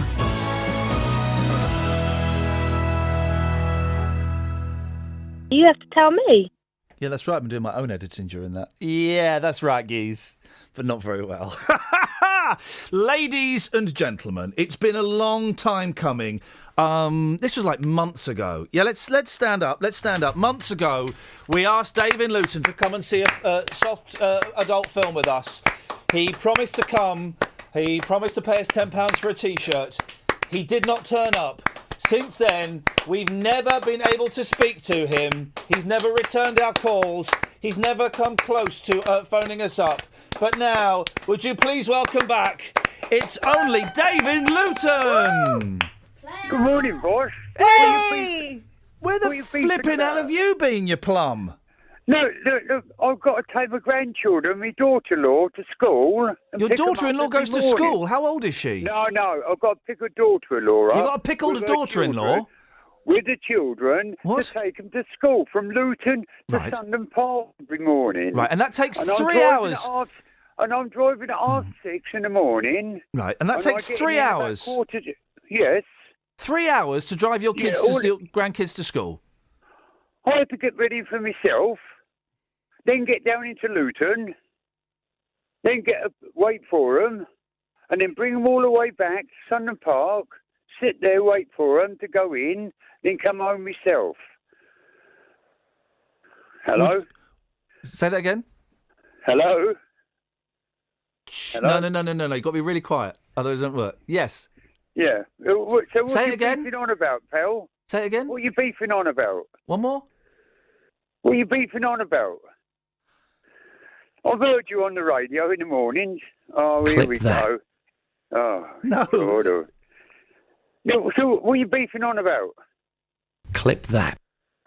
Clip that. Yeah. No. Hello? Clip that. Now, so you can't phone it. You used to phone us all the time, Dave. No, I'm driving, mate, and I don't believe in driving and using a mobile ever. I don't agree with it either. So you're constantly driving for 3 hours every day. No, I'm going to my daughter-in-law's and sitting there having a cup of tea, waiting for the kids to get ready. Do you still listen to the show? Yes. What did we talk about yesterday? Well, a load of garbage, like usual. Okay. Love you, Kath. Love you, Kelly. Yeah. What Not did we? that So, Justin. sorry. Not that Justin. Justin, he don't love you, mate. Because What's going he on? insulted. Because he insulted as well. No, not at all. Yeah, you did, No, Justin. I'm all Yeah. Dave. Listen, Dave. I've always been on your side. Okay, always. No, I've always you been have there not. for you. No, I have. you have not. No, when the geezer there brought up about me not going to see, what was it, 60 Shades of Grey or something? Oh, dear, I'm talking to me bloody self again. Oh, Jesus God. Back to Nick Grimshaw. I've been on it. I've been talking to him as well. Kyle, say hello to Dave. Hello, Dave. I don't believe that Dave knows who Nick Grimshaw is, so I think that's a lie. No, I talked to Nick Grimshaw. Oh, what did you talk to Nick Grimshaw about? About a month ago. What did you ask him about? Oh God, you asked me a question now. Oh, he come on with something crazy on the radio, and I just rang him up to say I didn't agree with him, and that was it. Nick Grimshaw? Yes. On Radio 1? Yes. What date was that? My God, what are you talking about? A month ago? I can't remember. What did you say to... What possible beef could you have with Grimmy? About 2 seconds. I was on there. Okay, well, that's exciting. Kyle? Yeah. I was just trying to get Dave to do requests. Oh, yeah, go on then. Okay, Dave, you open for requests, Dave? What requests? Do you know what requests means? Yes, go on. What does it mean? He's going to ask me something. He wants me to do something or say something or of that nature. Okay, Kyle, what would you like Dave to do? I'd like Dave to say mushy peas. Mushy peas. Can you say, I like the mushy peas? I like the mushy peas. Anything else, Kyle? I can't think of anything. Oh, hang on, I've got that one already. I like the mushy peas. What Bum. about disgusting? Go on then. Disgusting. Okay. Hello? What about oh dear, oh pray? Dear, oh pray. What about what's going on there? What about goodbye, slackers? Goodbye, slackers. There we go. That's that sorted. Excellent, Stan. I hope that feels like a dream come true for you too, Kyle.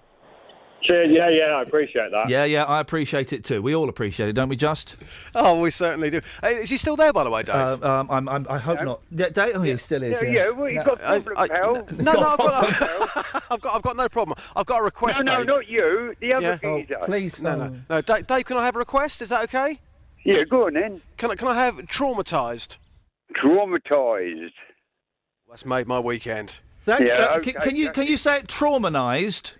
Traumatised. Yeah, okay, as I said that before. Okay, traumatised. Thanks for calling, Dave. Bye. I mean, I don't know what's going on these days. Now, Justin, 50 Shades of Grey, the new book. Yes. The new book. Milking It? Is that the subtitle? I don't know. Could be. The new book came out at midnight last night. Is Dunstable hot and ready for it? Well, this is fascinating because most women on the streets this morning are refusing to talk about it because they're saying, yes, I will be going out to buy it, but I'm not going to be talking about it on the radio. OK, fair enough. You want to keep that yourself. I spoke to one lady around, 35 minutes ago, and the conversation shocked me. Here's what happened. Patricia. 50 Shades. You're a big fan, aren't you? Yes. Yeah. Yes, I am. I love the way your husband's laughing. Can I ask you a really cheeky question? How old are you? 80. 80 years old. 80, the 6th of August. So what do you get from these books? Oh, that's telling, isn't it? Come on, let's be open about this. Touch of excitement, I suppose. Yeah. And you're the husband, so you must be enjoying the fact that your wife is reading these books. Oh, I don't know. I didn't know. Oh, you didn't know? Wow. Wow. Oh, my goodness me. So the sequel, I'm sure, was being labelled as the filthiest book of all time. Really? Will you be going out to get that? I won't go and buy it, but I will read it if it's passed on to me from my daughter. Is that wrong of me? No, not at all. You do as you please. I'm human, aren't I? You are, thank you. What great characters you are. Take care. Lovely to meet you. Bye-bye then, bye. Cheers, guys. Bye.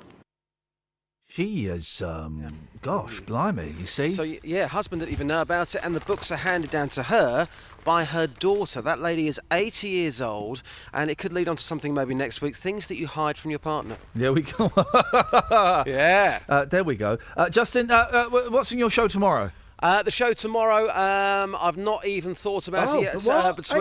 It's been a stressful week this week. A new building, everything's different. All I can say is it's 2 hours of great songs and great memories from midday tomorrow. Do not miss it. It could be a bumpy ride, but I'm sure it's going to be interesting. The bumpiest rides are the best rides, Justin. Yeah, I think so. See you later. Have fun. Ta-ta. Let's. Have we got any texters? Let's have a look. We've had a few. Go on then. Chris, by the way, Chris Stroke J, you send in text after text after text, and they're all kind of unreadable. But thanks very much for your time. The BBC have updated your website, and now your show won't stream direct from the site anymore or any Apple device unless you install the app.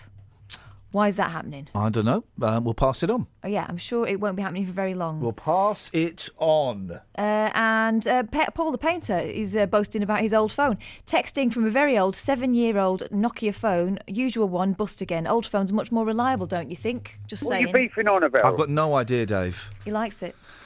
Okay. Good to have Dave back, wasn't it? Let's be honest, it was anticlimactic. It was anticlimactic, let's be honest. But Dave, listen, you know, you people not love, hate. That's it. No, people tolerate your input, David, and it will be great for you to call us some more, and we'll get some classic Davisms. What are you beefing on about? I honestly don't know. I mean, it was Clip-alicious. It was Clip-alicious. Oh, I've put them all in the wrong place. I'll have fun with that later on in my hotel room, trying to sort that out. Right, that's it. That's your lot. There'll be a new podcast up, I don't know, like midday or something, Kels? Is that when it goes up? Something like that. Now, yeah. Yeah, something like that. For those who don't know about the podcast, you can go to the Three Counties website and you can find it there. You can go into iTunes and type in Iain Lee and it pops up. It's the best bits of the week.